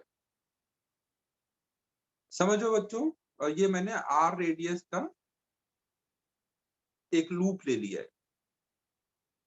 तो अब मैं क्या करूंगा, यहाँ पे हर पॉइंट पर बी डॉट डीएल निकालूंगा। अब जब बी डॉट डीएल निकालूंगा और अगर बी और डीएल अपोजिट में है, तो जब इनका डॉट प्रोडक्ट करूंगा तो क्या आ जाएगा यहाँ पे इस बार, बी डीएल कॉस 180 -1 है। अब बी की वैल्यू डाल दो। बी की वैल्यू कितनी डालोगे, म्यू नॉट आई अपॉन में 2 पाई आर, माइनस बाहर कर दो इनटू डीएल। तो अब इससे क्या आ जाएगा, म्यू नॉट आई अपॉन में 2 पाई बाहर जाएगा, डीएल अपॉन में आर, डीएल अपॉन में आर डी थीटा हो जाएगा।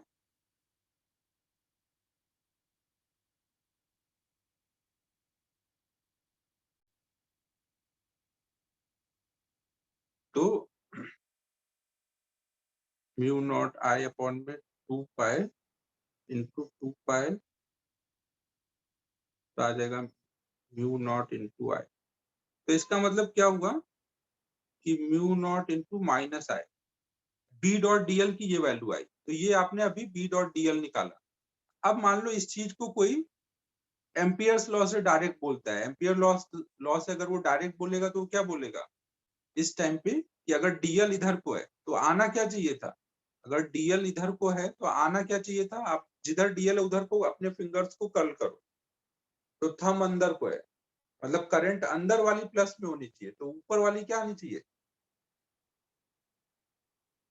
अगर डीएल के लॉन्ग कर्ल करोगे तो पॉजिटिव करंट अंदर को आ रही है, तो इस टाइम पे ये यहाँ पर करंट क्या है बाहर को है ना, तो इसका मतलब ये आना क्या चाहिए था म्यू नॉट टाइम्स माइनस आई, तो वही आया हुआ है जो एम्पियर लॉ से आना चाहिए था, वही आया हुआ है। तो रिजल्ट एकदम सही है ना। अगर आपने ऐसे डीएल लिया है तो ये आएगा, वैसे लिया है तो वो आएगा, दोनों चीजें सेम है।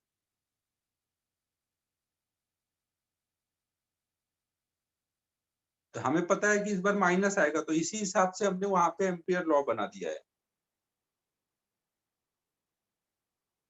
तो अब आपको टेंशन लेने की जरूरत नहीं है, बस आपको कोई भी लूप है उसमें जितनी भी करंट है I1, I2, I3, और लूप के बाहर अगर करंट है I4, I5, और इसके लिए बोला जाए एम्पियर्स लॉ लगाओ।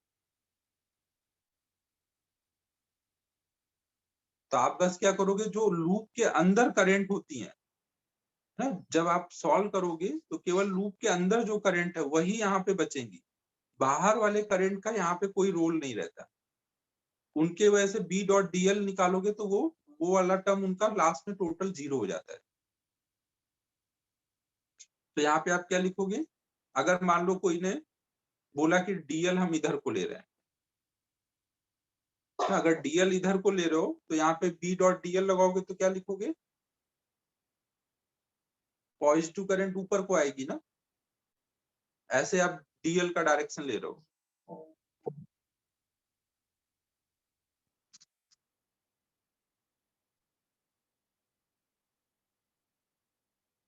तो यहाँ आ जाएगा म्यू नॉट टाइम्स प्लस आई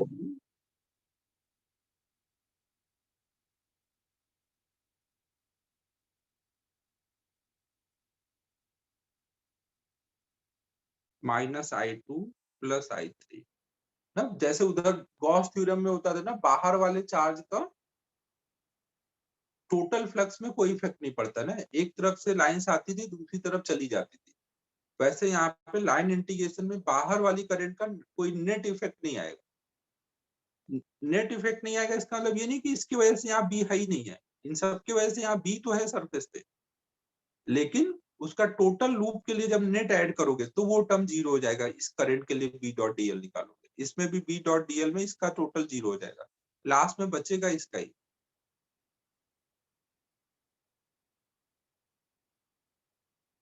तो यहाँ पे ऐसा नहीं है कि ये जो बी डॉट डीएल में बी जो पूछा जाए कि किसके वजह से बी लेना है, तो आप क्या बोलोगे, यहाँ जितनी भी करंट है सबके वजह से बी लेना है, लेकिन जब सॉल्व करोगे तो बचेगा केवल अंदर कौन, ये 3 करंट। ऐसा पूछा जाएगा ना क्वेश्चन में कि बी डॉट डीएल में बी किसके वजह से, केवल इसके वजह से है क्या, जैसे गॉस थ्योरम में होता था। तो गॉस में भी होता था ना, जितने भी चार्ज होते थे सबकी वजह से ही होता है, लेकिन बचता कौन सा अंदर, केवल जो अंदर का चार्ज होता है। तो यहाँ ध्यान रखना है, बी यहाँ पे क्या है, magnetic field due to all present current.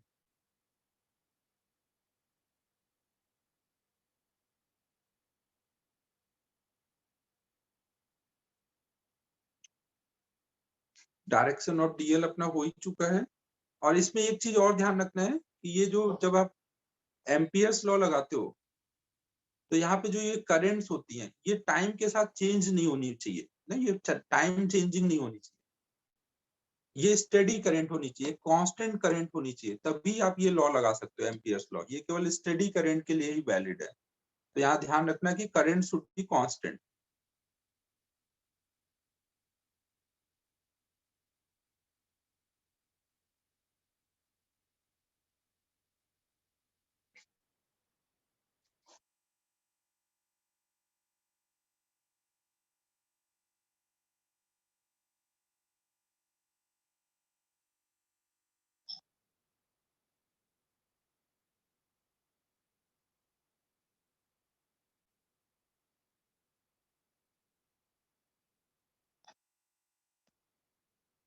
फिर नेक्स्ट पॉइंट एक ये ध्यान रखना है कि अगर कहीं पर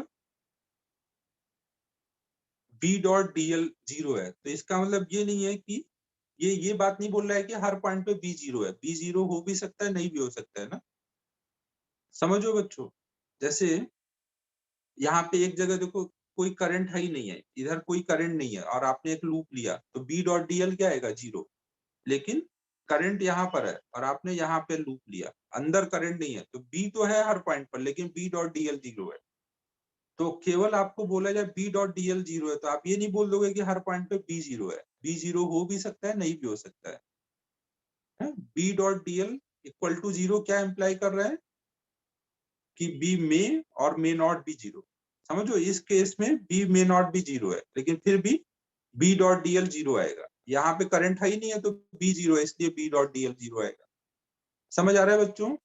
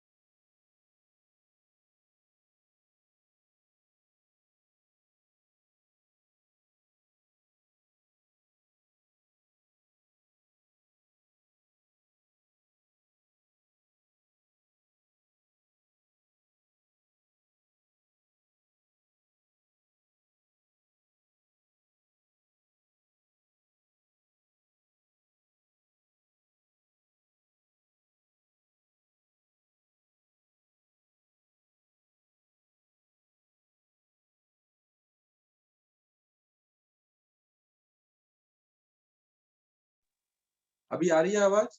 आज थोड़ा यार दिक्कत रहेगी, पावर का दिक्कत है।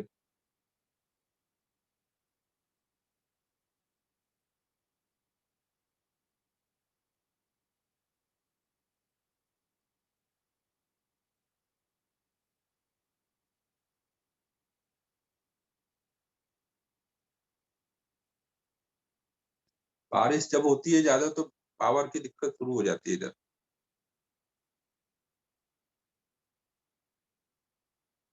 यहाँ से लिखना है।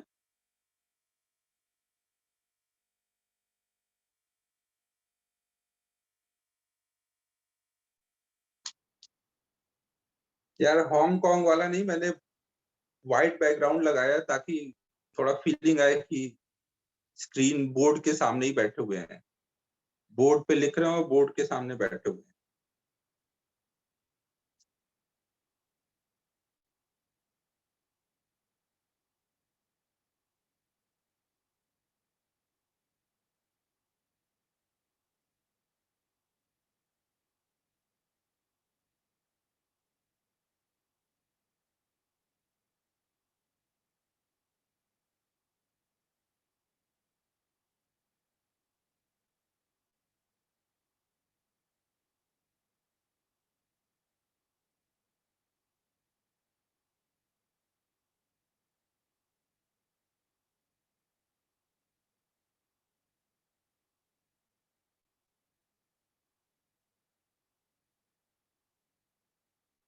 हाँ, हाथ कट तो नहीं हो रहा है कुछ भी,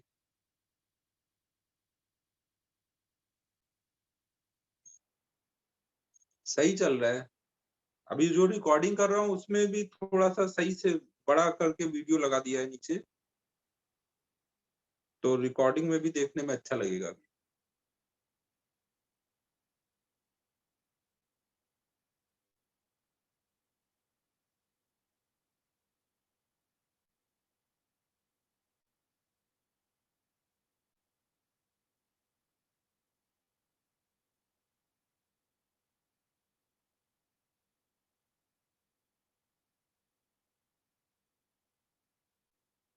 पास पास लिखो बच्चों, इधर उधर टाइम वेस्ट नहीं करो।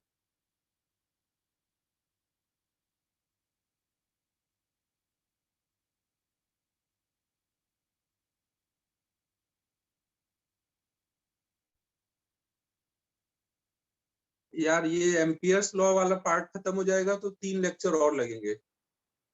अभी एम्पियर लॉ में अब आज कितना टाइम लग जाएगा देखते हैं।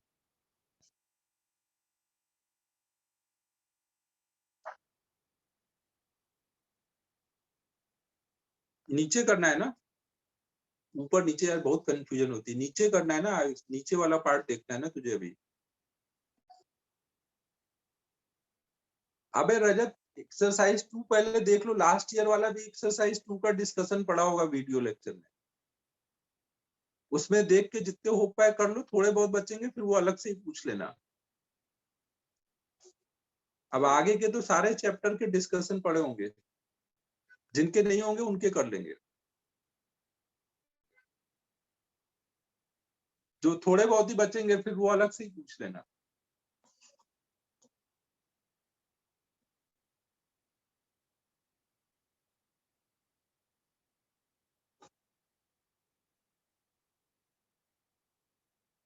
अरे प्लेलिस्ट उसमें सब वो है, ग्लोबल का रखा है सब कुछ, तो सब मिल जाएगा।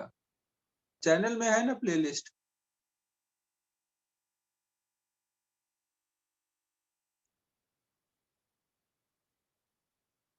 चले बच्चों आगे अब।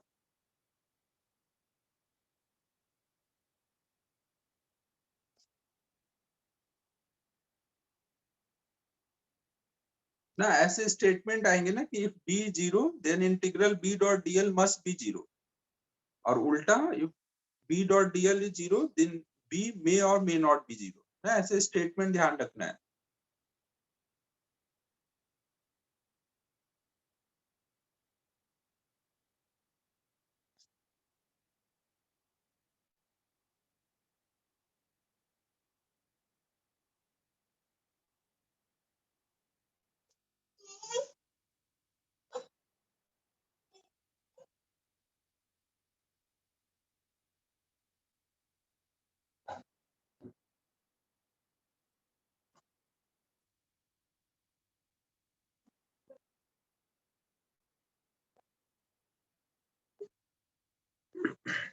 अब हम लोग एम्पियर्स लॉ लगाना स्टार्ट करते हैं ना। तो अब देखो हम इसको यूज कहाँ कहाँ पे कर सकते हैं।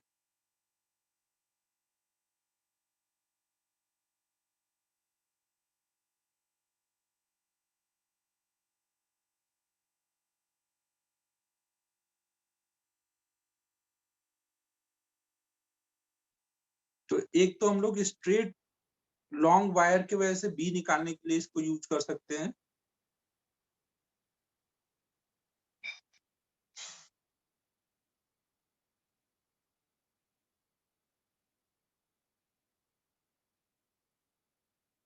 ना जैसे मान लो हमारे पास एक लॉन्ग वायर है जो आउट ऑफ द प्लेन जिसमें करंट आ रही है, और इसकी वजह से हमें आर डिस्टेंस पे बी निकालना है। तो आप यहाँ पे एक ऐसे आर रेडियस का लूप ले लोगे, सर्कुलर लूप, और इसके हर पॉइंट पर वो करंट का डायरेक्शन, वो बी का डायरेक्शन आपको लेकिन पता होना चाहिए ना। आपको पता है कि एक स्ट्रेट वायर की वजह से बी किधर होगा, आप ऐसे फिंगर कर्ल करोगे तो इस डायरेक्शन में होगा। डीएल अगर हम लोग वो भी इधर कोई ले लें, डीएल और बी एक ही डायरेक्शन में ले लें, तो हम लोग अब लिखेंगे इंटीग्रल बी डॉट डीएल बराबर होगा म्यू नॉट टाइम्स आई। आई कितना है, यहाँ पे डीएल के डायरेक्शन में फिंगर कर्ल कर रहे हो तो ऊपर को है, तो आपने आई ले लिया, प्लस आई ले लिया। फिर आप इसको सॉल्व करो। अब हर पॉइंट पे बी डॉट डीएल कितना हो जाएगा, बी डीएल हो जाएगा ना। हर पॉइंट पे बी और डीएल के बीच का एंगल 0 है।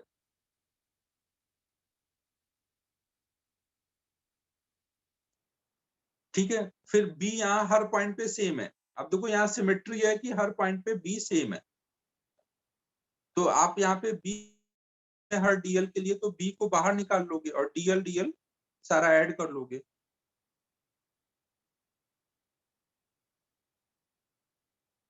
सारा डीएल डीएल ऐड होकर के कितना आ जाएगा 2 पाई आर।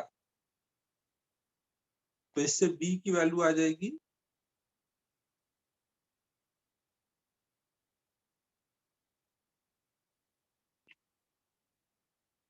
ठीक है बच्चों,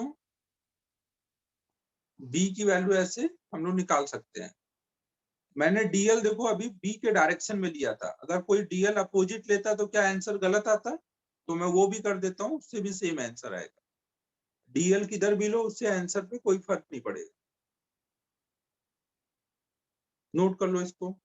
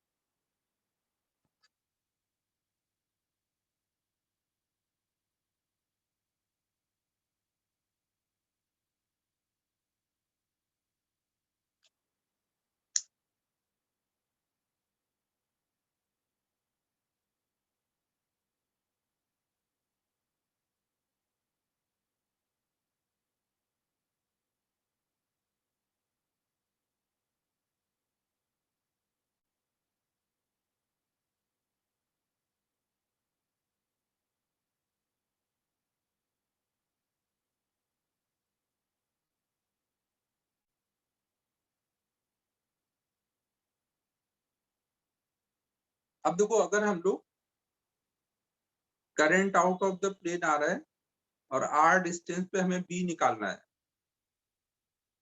तो अगर मैं ऐसे सर्कुलर लूप लूं और इस बार डीएल नीचे को ले लेता हूं और बी यहाँ पर ऊपर को है ना, बी का डायरेक्शन आपको आना चाहिए ना।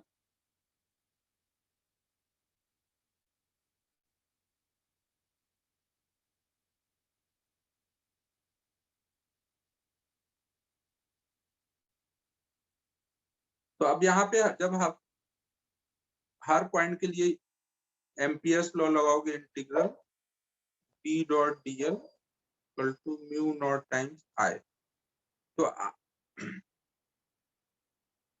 अब बी डॉट डीएल की वैल्यू क्या आएगी? बी ऊपर को है, आपने डीएल नीचे को लिया हुआ है,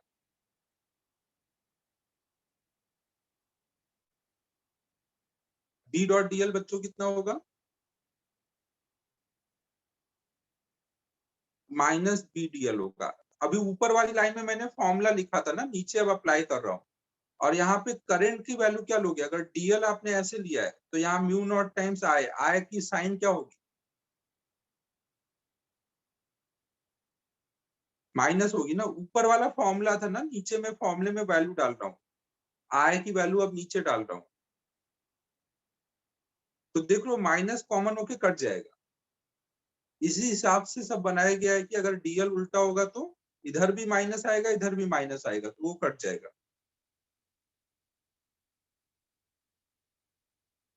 फिर अब आप बी को बाहर निकालो, हर पॉइंट पे बी सेम है, डीएल डीएल आप ऐड कर लो।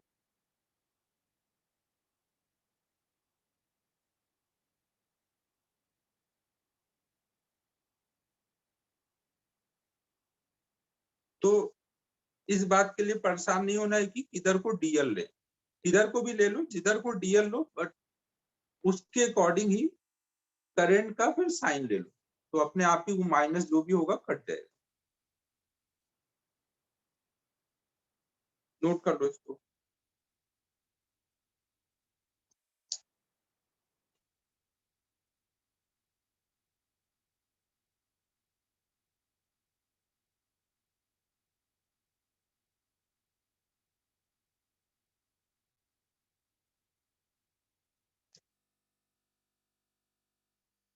बी का डायरेक्शन तो आपको जो पहले पढ़ा है वैसे ही निकालना है। बी के डायरेक्शन के लिए जिधर करंट है, करंट यहाँ आउट ऑफ द प्लेन है, तो आप अपना फिंगर करंट के डायरेक्शन में रखो, फिर थंब को करंट के डायरेक्शन में रखो, फिर फिंगर कर्ल करो, तो बी का डायरेक्शन आ जाएगा। फिर डीएल आप अपनी मर्जी से किधर भी ले सकते हो। बी आप अपनी मर्जी से नहीं ले सकते ना, बी तो आप जो डायरेक्शन है उसके अकॉर्डिंग ही लो।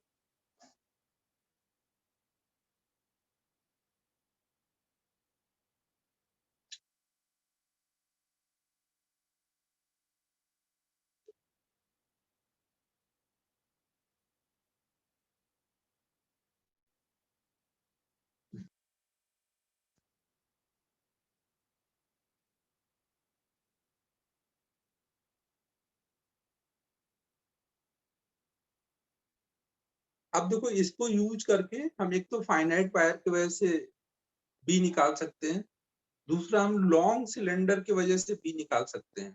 तो नेक्स्ट हम लोग देख रहे हैं B due to long hollow cylinder.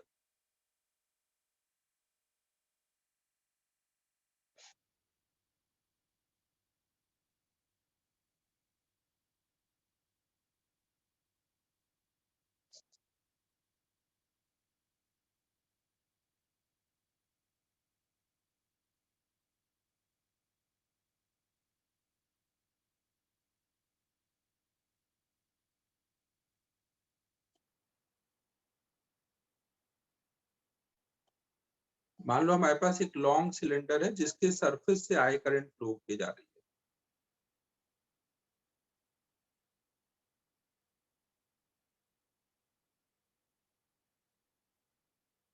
है, इसके सरफेस से करंट जा रही है ना, हर जगह से सरफेस से।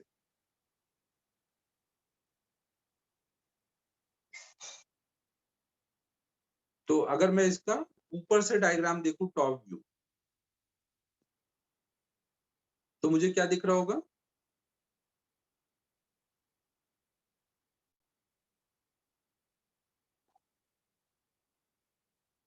इसकी थिकनेस कुछ मान लेते हैं, कुछ होगी। एक मिनट यार, क्या हो रहा है?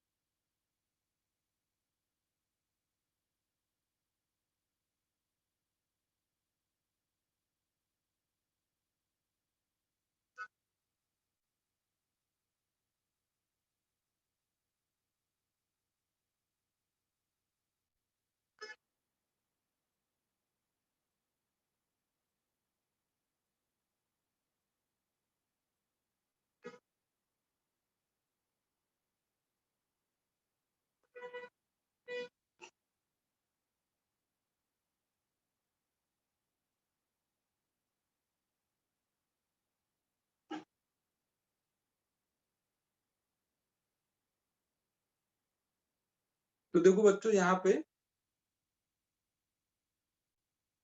पे इस पार्ट से करंट आ रही है ना, बाहर को करंट आ रही होगी, हर जगह से करंट आ रही है। टोटल करंट पूरे सरकमफेरेंस से कितनी आ रही है? आए।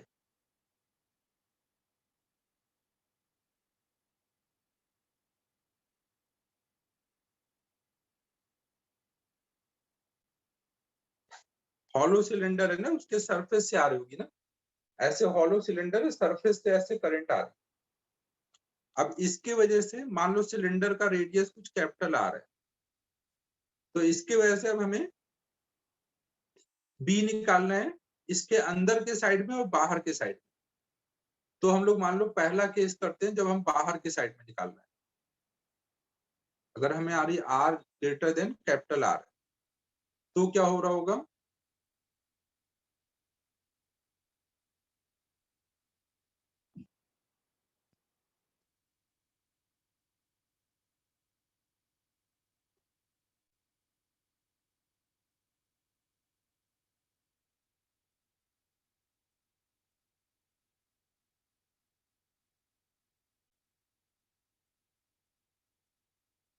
हाँ, तो हम लोग मान लो बाहर के साइड निकालेंगे,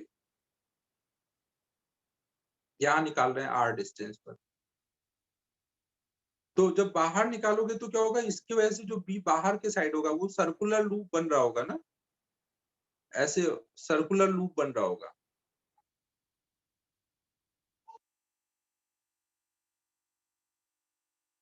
सिमेट्री है ना, तो सब तरफ से सेम ही बी होगा। r डिस्टेंस पे, और b का डायरेक्शन किधर होगा, तो जैसे स्ट्रेट वायर में निकालते थे, ऊपर को करंट आ रही है, बाहर को करंट आ रही है, तो ऊपर को थंब रखो और फिंगर कर्ल करो, तो फिंगर जैसे कर्ल हो रहा है ऐसे बी जा रहा होगा। ठीक है बच्चों, यहाँ पे बी ऐसे जा रहा है सर्कल। फिर हर पॉइंट के लिए अब हम लोग टोटल पूरे सरकमफेरेंस से आई करंट आया था ना, तो हम लोग ये लगा देंगे बी डॉट डीएल। और नॉर्मली देखो हम क्या करते हैं, जिधर बी होता है उधर ही डीएल लेते हैं, तो अपने आप ही करंट प्लस में आ जाता है। लेकिन करने को आप कुछ भी कर सकते हो ना, उल्टा भी ले सकते हो। तो B dot DL equal to हो जाएगा mu naught times I. I क्या होगा, अभी डीएल बी के लॉन्ग लिया है ना, डीएल बी के लॉन्ग लिया है, तो डीएल के लॉन्ग जब आप ऐसे फिंगर कर्ल कर रहे होगे तो बी पॉजिटिव करंट का डायरेक्शन ऊपर आ रहा है, तो यहाँ पे प्लस आई हो जाएगा। टोटल इसमें कितनी करंट फ्लो, जितनी भी यहाँ से करंट आ रही है सब इसके लूप के अंदर है ना, पूरा लूप के अंदर है ये टोटल करंट, तो यहाँ पे हम ऐसे लिखते हैं। फिर हर पॉइंट पे B dot DL B DL बन जाएगा।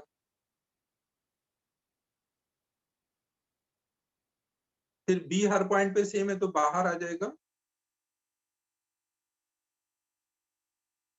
और फिर डीएल डीएल ऐड होकर के बी इंटू 2 पाई आर आ जाएगा।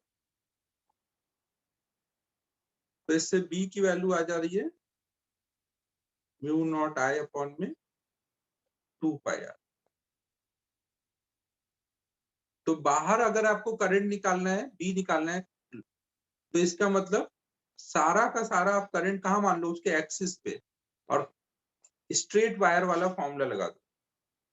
समझो बच्चों, कोई भी हॉलो सिलेंडर की वजह से अगर आपको बाहर बी निकालना है तो सारा करंट इसके एक्सिस पे मान लो, और एक स्ट्रेट वायर की वजह से बी निकालने का फॉर्मूला लगा दो। नोट करो इसको।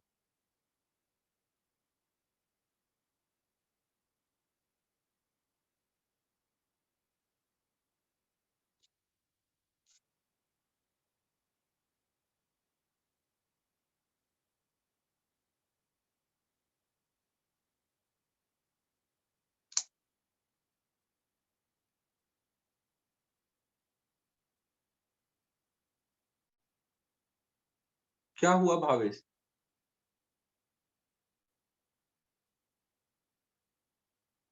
भावेश कोई दिक्कत?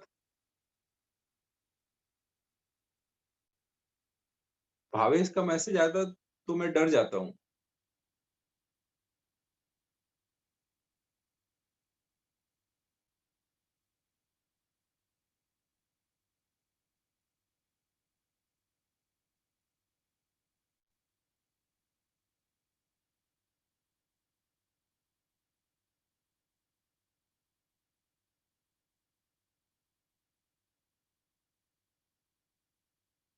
भावेश लेकिन क्रिकेट तगड़ा खेलता है भाई। और थैंक यू बच्चों, तुम लोगों ने बहुत बार बैटिंग दी मुझे खेलने में मजा आया था मुझे उस दिन। लेकिन यार 11th वाले बच्चों को भी पता चल गया, अब इस संडे उनको लेके जाना है।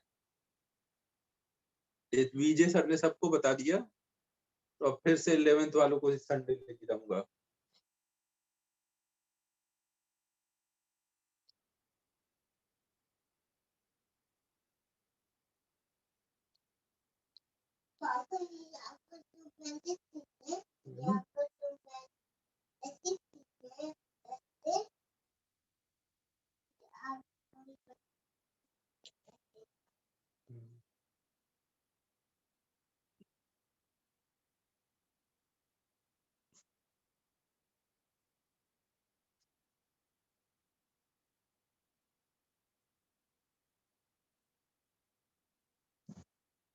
एक बार अभी कोर्स खत्म करने के बाद एक बार चला जाएगा।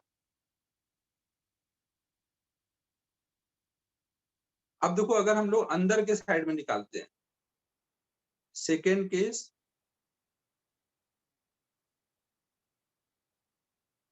कोर्स यार हो जाएगा, कोर्स तो हो जाएगा जल्दी, टेंशन नहीं लो, ट्राई तो हम लोग जल्दी से जल्दी कर रहे हैं।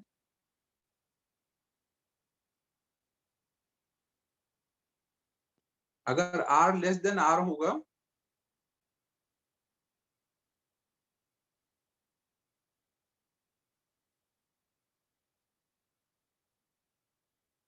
अबे यार इसीलिए भावेश के मैसेज से डरता हूं मैं, ये कुछ भी बोल देगा कभी भी।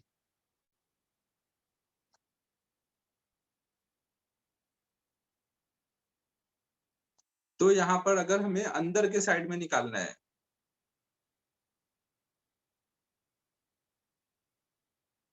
इससे जब कुछ भी पढ़ा के पूछो तब तो बोलेगा समझ आ रहा है, लास्ट में बोल देगा कि कुछ समझ नहीं आया था। ये भावेश ऐसे ही है। अभी पूछूंगा अंदर बी कितना है, समझाने के बाद तो बोलेगा समझ आया। हाँ हाँ, सेंटर पे तो बच्चों देखो, जिनको भी लगता है कोई घर पे उतना मन नहीं लग रहा है, वहां सेंटर पे आके पढ़ सकते हो। लास्ट नेक्स्ट मंथ नहीं, अभी से आ सकते हो। वहां पे बैठ के थोड़ी देर पढ़ाई कर सकते हो। मैं भी डेली रहता ही हूँ, हर एक दो दिन पे तो मैं भी जाता ही हूँ।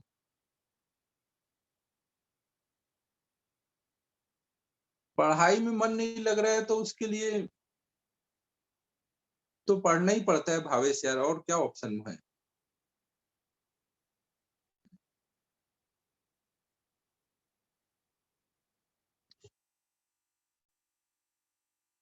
तो अब देखो अंदर के साइड में अगर हम देखेंगे, 7 बजे तक खुला रहता है चवन अभी। Integral B dot DL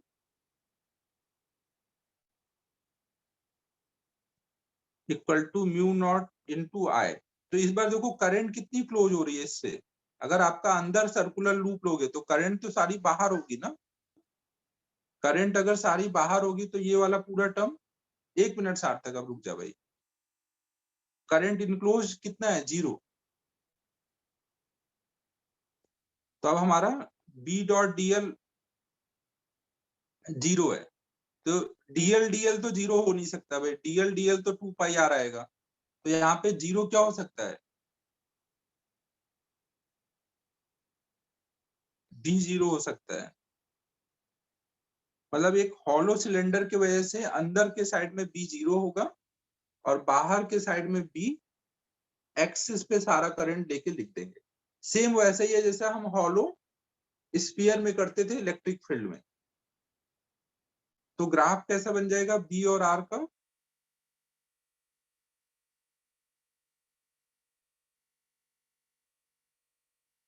Chyavan देखो लूप के अंदर बी डॉट डीएल जब कर रहे हो, इस लूप के लिए कर रहे हो, तो इस लूप के लिए करंट इनक्लोज कितना है, करंट तो यहाँ है ना, बाहर है ना।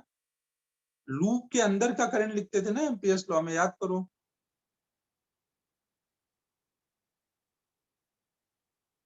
तो यहाँ पर जब तक आप सरफेस पे नहीं आ जाते तब तक तो आपका बी 0 था।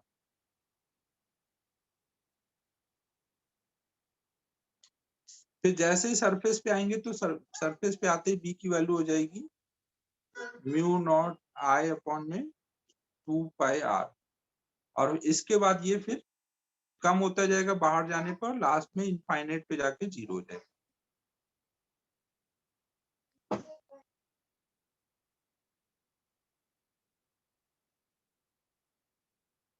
तो सबसे ज्यादा बी कहाँ पे रहता है सिलेंडर में, सरफेस पे ना, अंदर जाने पे 0 और बाहर जाने पे डिक्रीज हो रहा है।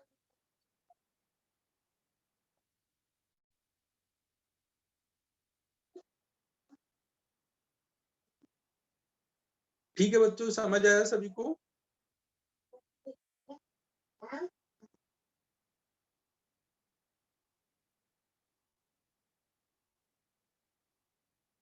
देखो एकदम लॉन्ग नहीं हुआ, फाइनाइट वायर हुआ।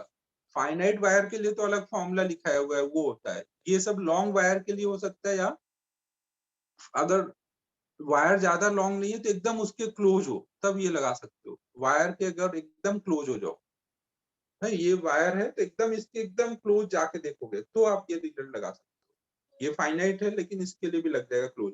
यहाँ देखोगे तो फाइनाइट वाला फॉर्मूला लगेगा, एकदम क्लोज देखोगे तब जाके लगा पाओगे।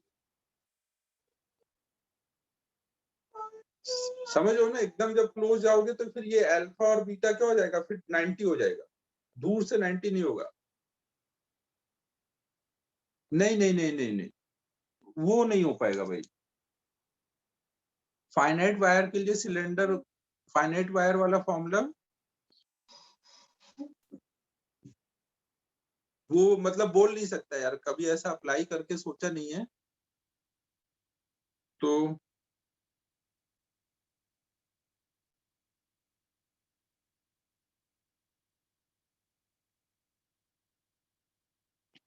वो सॉल्व करके देखना पड़ेगा। अब हम लोग नेक्स्ट देख रहे हैं बच्चों, B due to long solid cylinder.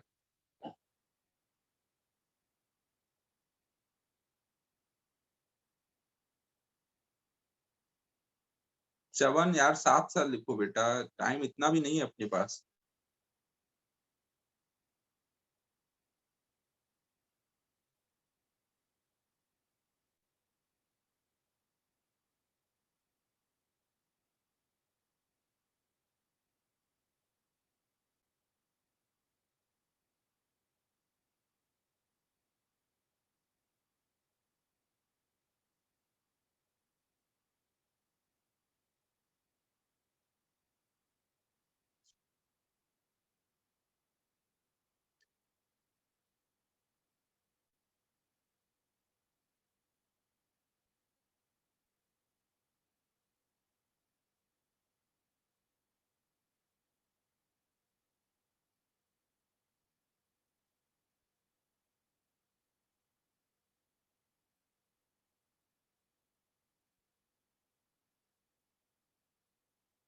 हाँ, अब हमारे पास एक लॉन्ग सॉलिड सिलेंडर है और उसका हम टॉप व्यू बना रहे हैं ना।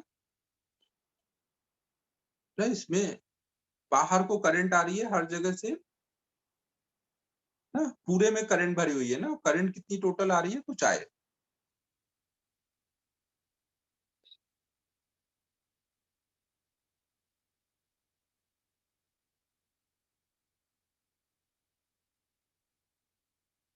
जहां पे अब टोटल आय करंट जा रही है, इसका रेडियस कुछ आर है, तो इसके वजह से बाहर और इसके अंदर कोई पॉइंट पे बी की वैल्यू निकालनी। तो सबसे पहले हम लोग बाहर निकाल लेते हैं।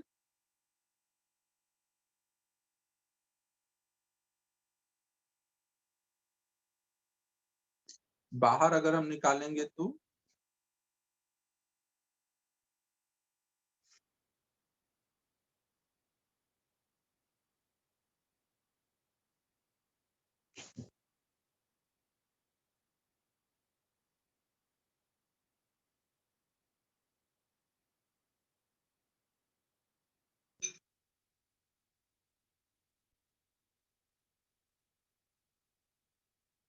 ये रेडियस आर है, करंट यहाँ पे बाहर को आ रही है और हमें यहाँ पे बी निकालना है आर डिस्टेंस पर।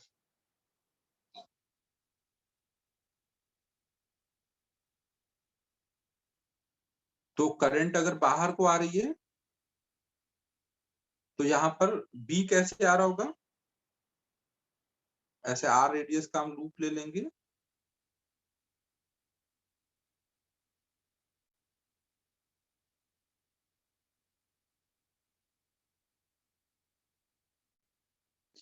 करंट बाहर को आ रही है, फिंगर ऐसे कर्ल करोगे तो ऐसे एंटी क्लॉकवाइज यहाँ पे डी आ रहा होगा,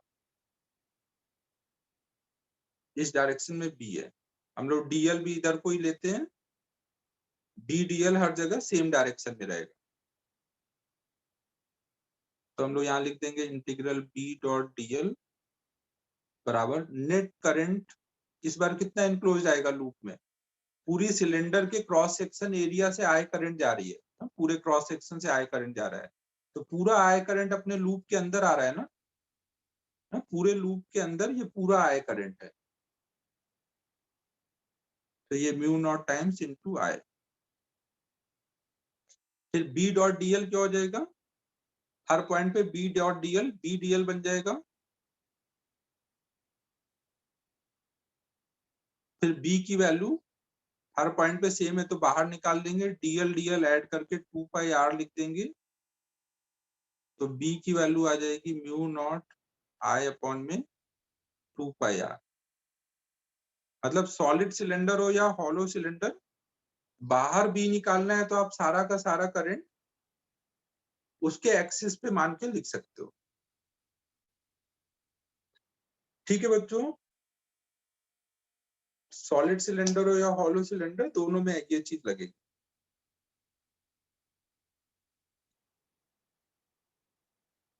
अब 10 मिनट बचा है ना, मेरे को अंदर वाला पार्ट का भी करा देता हूँ, पीडीएफ से लिख लेना बाकी पार्ट। सेकेंड केस, अगर आर की value less than equal to R है,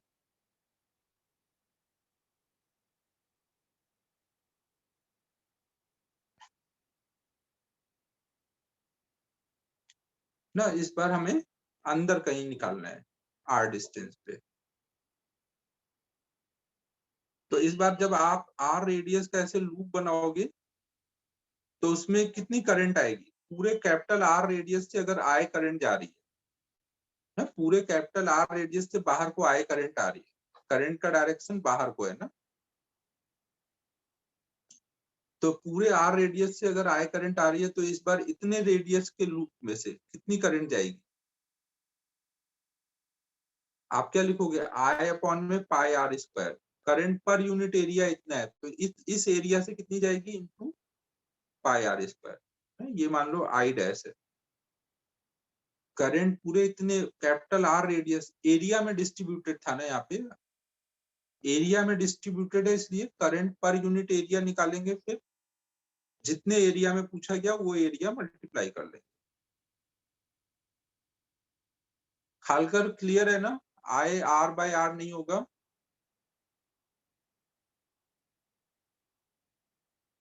अब यहाँ पे आप ये फॉर्मूला लगाओ, Ampere's law, integral B dot DL equal to mu naught into I dash ना, अंदर जितनी करंट है। चवन यहाँ पे देखो, इस कोई भी सेक्शन से देख रहे हैं, कोई भी सेक्शन से टोटल आई करंट जा रही है तो उसमें कोई छोटे सेक्शन से कितनी करंट जाएगी। करंट आप हमेशा कैसे देखते हो, अगर एक वायर है, एक वायर है यहाँ पर, तो आप यहाँ पे पर सेकंड कितनी करंट क्रॉस हो रही है ये देखते हो ना। आप कोई भी सेक्शन पे बैठ के देखते हो ना कितना चार्ज क्रॉस हो रहा है, आप थोड़ी पूरे ऐसे वॉल्यूम में एक साथ देखते हो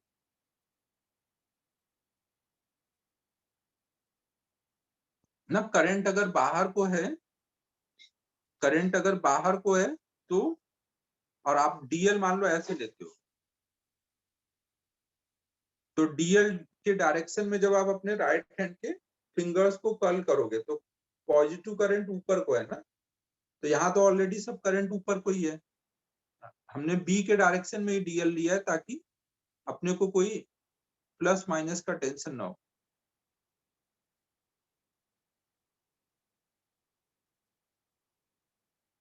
तो B dot DL, B DL बन जाएगा यहाँ mu not into I dash, I dash है I into R by R का स्क्वायर, फिर बी बाहर आएगा, डीएल डीएल ऐड होकर के टोटल 2 पाई आर हो जाएगा।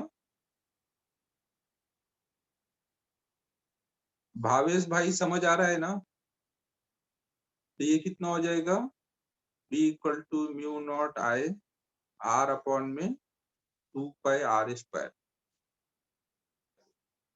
मतलब देखो अंदर के साइड के लिए अगर आप देखो तो अंदर के साइड में बी क्या है,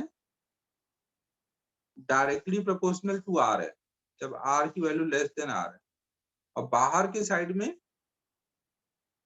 1 बाई आर के प्रोपोर्शनल है।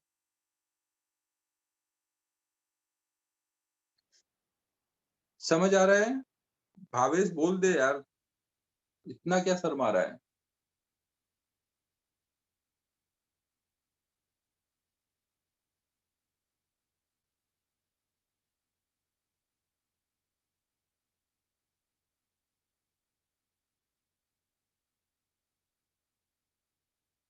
अब देखो अगर इस चीज का हम लोग ग्राफ ड्रॉ करें,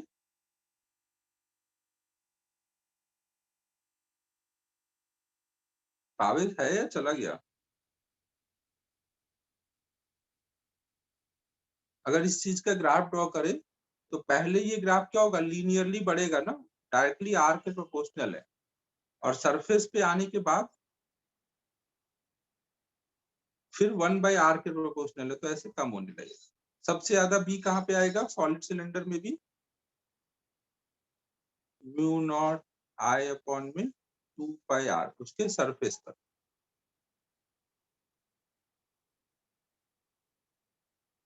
ठीक है बच्चों, तो ये देख लो वैसे ही है जैसा सॉलिड स्फीयर में होता था इलेक्ट्रिक फील्ड में, अंदर के साइड में ई लीनियरली बढ़ता था और बाहर जाने पर कम होने लग जाता था।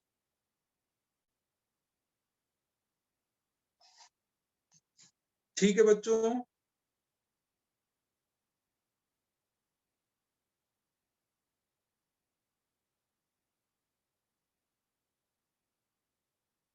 अब देखो यहाँ पर ये फॉर्मूला आपको याद रखना है अंदर के लिए, और ये बाहर का तो याद ही रहेगा। चमन ये सीधे पीडीएफ से लिख लेना।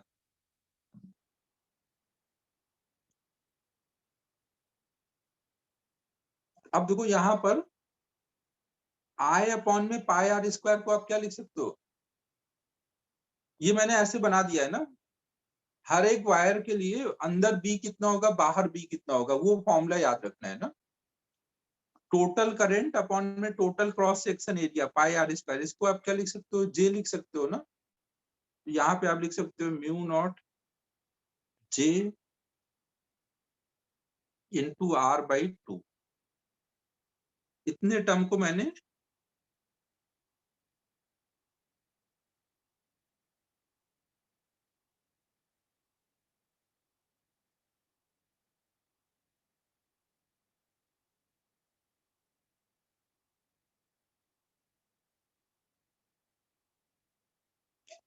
और आपको देखो ये पता है कि जे वेक्टर क्वांटिटी है, तो आप इसको वेक्टर फॉर्म में ऐसे भी लिख सकते हो।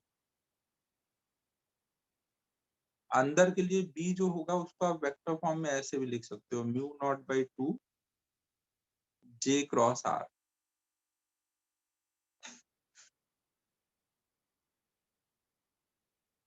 आप इस चीज को डायरेक्शन यहाँ अप्लाई करके देख लो, अगर मान लो आपके पास एक सॉलिड सिलेंडर होता,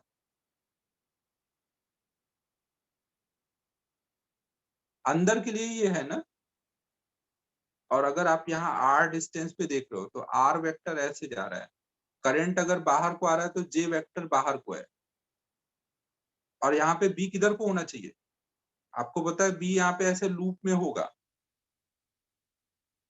अब जे क्रॉस आर करो, देखो क्या मिल रहा है आपको,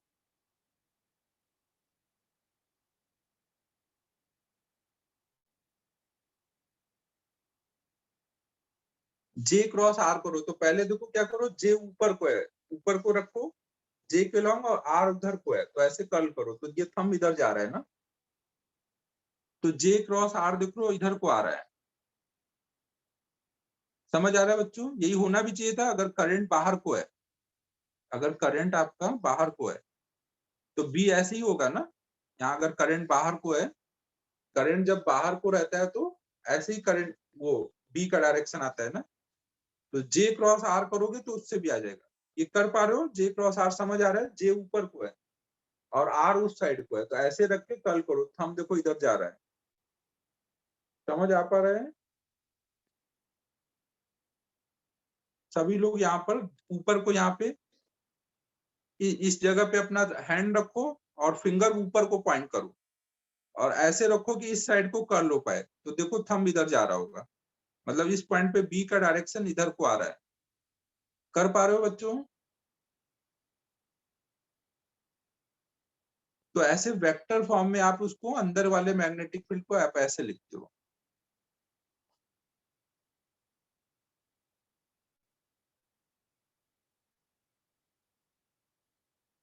तो अब इस पे एक मैं होमवर्क दे रहा हूं, ये आप घर से ट्राई कर लेना। अगर आपके पास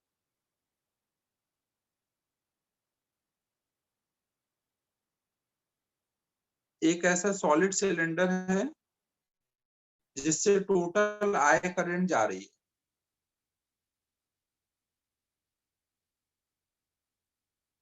या यहाँ पे करंट डेंसिटी जे है, जे दिया हुआ है, इसका रेडियस आर है, तो स्मॉल आर डिस्टेंस पे हमने एक यहाँ पे कैविटी बना दी, सिलेंड्रिकल कैविटी है, बाकी पार्ट में मटेरियल है, वहां से करंट जा रहा है, और सेंटर टू सेंटर डिस्टेंस कुछ ये मान लो ए है, इसका रेडियस कुछ मान लो स्मॉल आर है। तो अब आपको बताना है कि इसके अंदर कोई पॉइंट पी ले लेंगे तो पॉइंट पी पर मैग्नेटिक फील्ड कितना आएगा। क्वेश्चन समझ आया सभी को? ये सिलेंड्रिकल कैविटी है, इसके एक्सिस की और इसके एक्सिस के बीच की डिस्टेंस ए है, कैविटी का रेडियस स्मॉल आर है और करंट डेंसिटी यहाँ पे जे दिया हुआ है। तो आपको इसके अंदर पॉइंट बी पर पी पर मैग्नेटिक फील्ड निकालना है। बाकी और होमवर्क देखता हूँ क्या दे सकते हैं।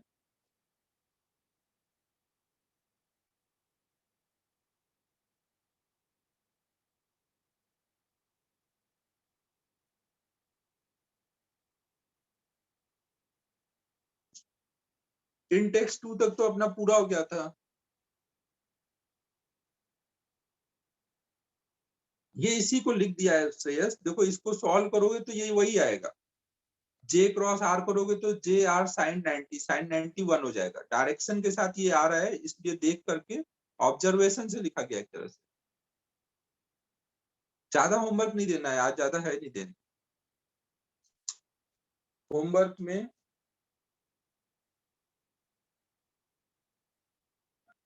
कल सुबह ही क्लास रहेगी तो आज ज्यादा देर, कल सुबह नहीं कल आफ्टरनून में होगी ना। इलस्ट्रेशन 7 8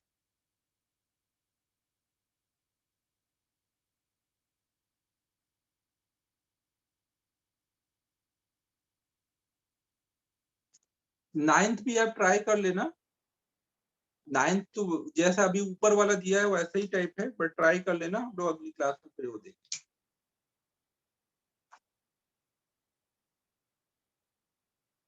बस ज्यादा तो दे नहीं पा रहा हूँ इस पे।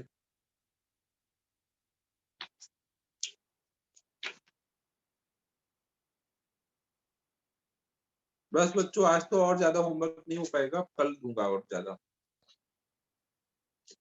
मॉड्यूल चेकिंग फिर अब 25 दिन तो मान ही लो अभी और लग जाएगा, लेकिन तब तक आप कंप्लीट कर डालो ना जिनका जो भी पेंडिंग है।